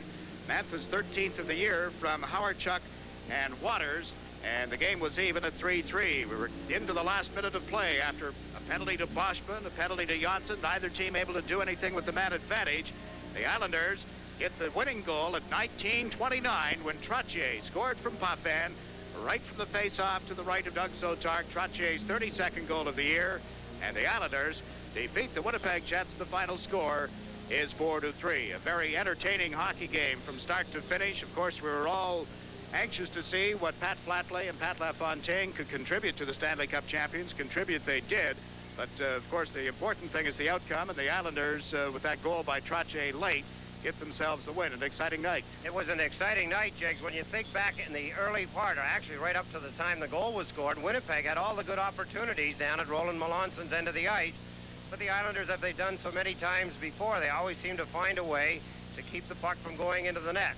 The shots on goal not that far unbalanced, and Melanson, when he had to be, was there. Down at the other end, tough break for Winnipeg, but you could see when Trottier took the face-off, he headed right for the net. He knew what was coming. It was a set play. Potvin drilled it, and it was in. And the Islanders now have opened up a 3-point bulge between themselves and the New York Rangers, and still have a game in hand, which could be very important coming down the final stretch of the regular season. All right, the Budweiser Star of the Game selection, the choice as always is yours, Eddie. Well, thank you, Jakes. It wasn't too tough tonight because between Pat LaFontaine, I thought he played a fine hockey game, but really, it was Pat Flatley. He assisted on one goal, got another goal, and the goal he scored was a beauty. He dug the puck out of the corner, came out in front of the net, and put it in. But with that goal and an assist and an outstanding game, Pat Flatley, I know you're a little bit young, but I'll have it for you. This Bud is for you. You're the Budweiser Star of the Game. There he is walking out from the side, gets away from Mantha, and he drilled it into the lower part of the net. A fine goal for the youngster. He represented himself very well.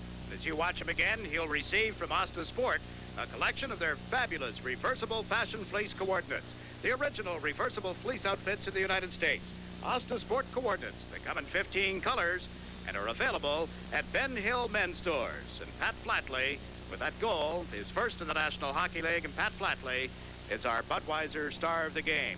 The Islanders have defeated the Winnipeg Jets 4-3. Our next game for you with WOR and the Islanders will be in Pittsburgh a couple of weeks away now. The Islanders continue on this road trip, but they get a lift here tonight. You've got to look at it in a positive standpoint, now 3 points ahead of the Rangers. And once again, our final score is the New York Islanders 4, the Winnipeg Jets 3. Stanley Cup champion New York Islanders hockey has been brought to you by Budweiser, the king of beers and proud sponsor of the U.S. Olympic team. For all you do, this Bud's for you. By the Bank of New York, the bank New Yorkers call their own. Datsun Nissan, builders of high mileage, high quality cars and trucks for 50 years. Available at your Datsun dealer. By Eastern Airlines, they have to earn their wings every day. Express Mail, next day service from the post office. Overnight, we make you look good for less. This game has been brought to you in part by New York, New Jersey Buick dealers. If you price a Buick, you'll buy a Buick. By Mobile Detergent Gasoline, power for your everyday needs. Be sure to be with us here on WOR TV on March 11th when the Islanders take on the Pittsburgh Penguins. Tonight's game has been produced by Bill Webb. Commercial coordinator was Curtis Reed. This game has been brought to you through the facilities coordination of Vanda Communications. And this has been a presentation of WOR TV Sports.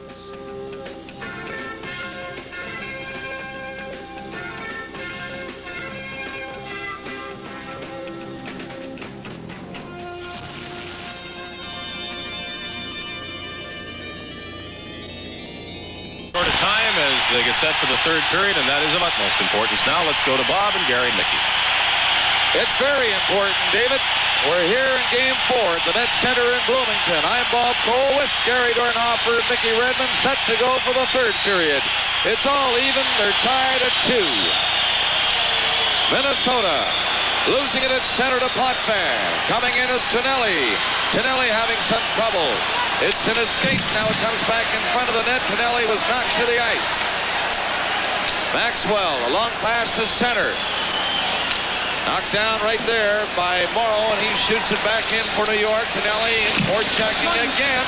There's Tonelli sweeping it out in front of the net. Potvin takes a shot, and that's just wide. Now coming out is Payne. Lobbed it down the ice. Icing waved off. Billy Smith, back of the net to stop it there for Potvin. He starts up, hits the blue line. That's Potvin swerving to the right side. Up over the line, trying to pass it in front of the net. Bossy took a swing at it. Here's Pache, posting in. Good move, but then he couldn't pull it back. Now Bossy back of the net. He's out front. Bossy back to the blue line. Lorimer's shot. That's blocked up the defense. And Minnesota starts back. Lorimer cradles it though. Gives it to Gillies. Here's Gillies shooting one in. Giles has to hustle back, and Bossy is on the fly. Can't get in there in time though. Bobby Smith straight down the ice for Minnesota. Bobby Smith cuts to the corner. He was bumped by Lorimer. In back of the net. The Islanders pick it up, and it's Trottier. Minute and a half gone in the third period. Cicerelli forechecking a good deal. Back of the net, Lorimer. High on the glass it goes. Knocked down by Roberts. Bossy has to come back to help his defenseman.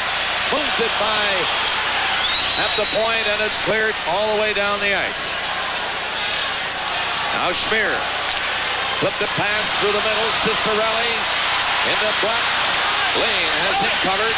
Broughton and Lane go to the boards. Broughton couldn't get a stick on it before Lane fell. And they get a whistle. Blair Chapman is trained.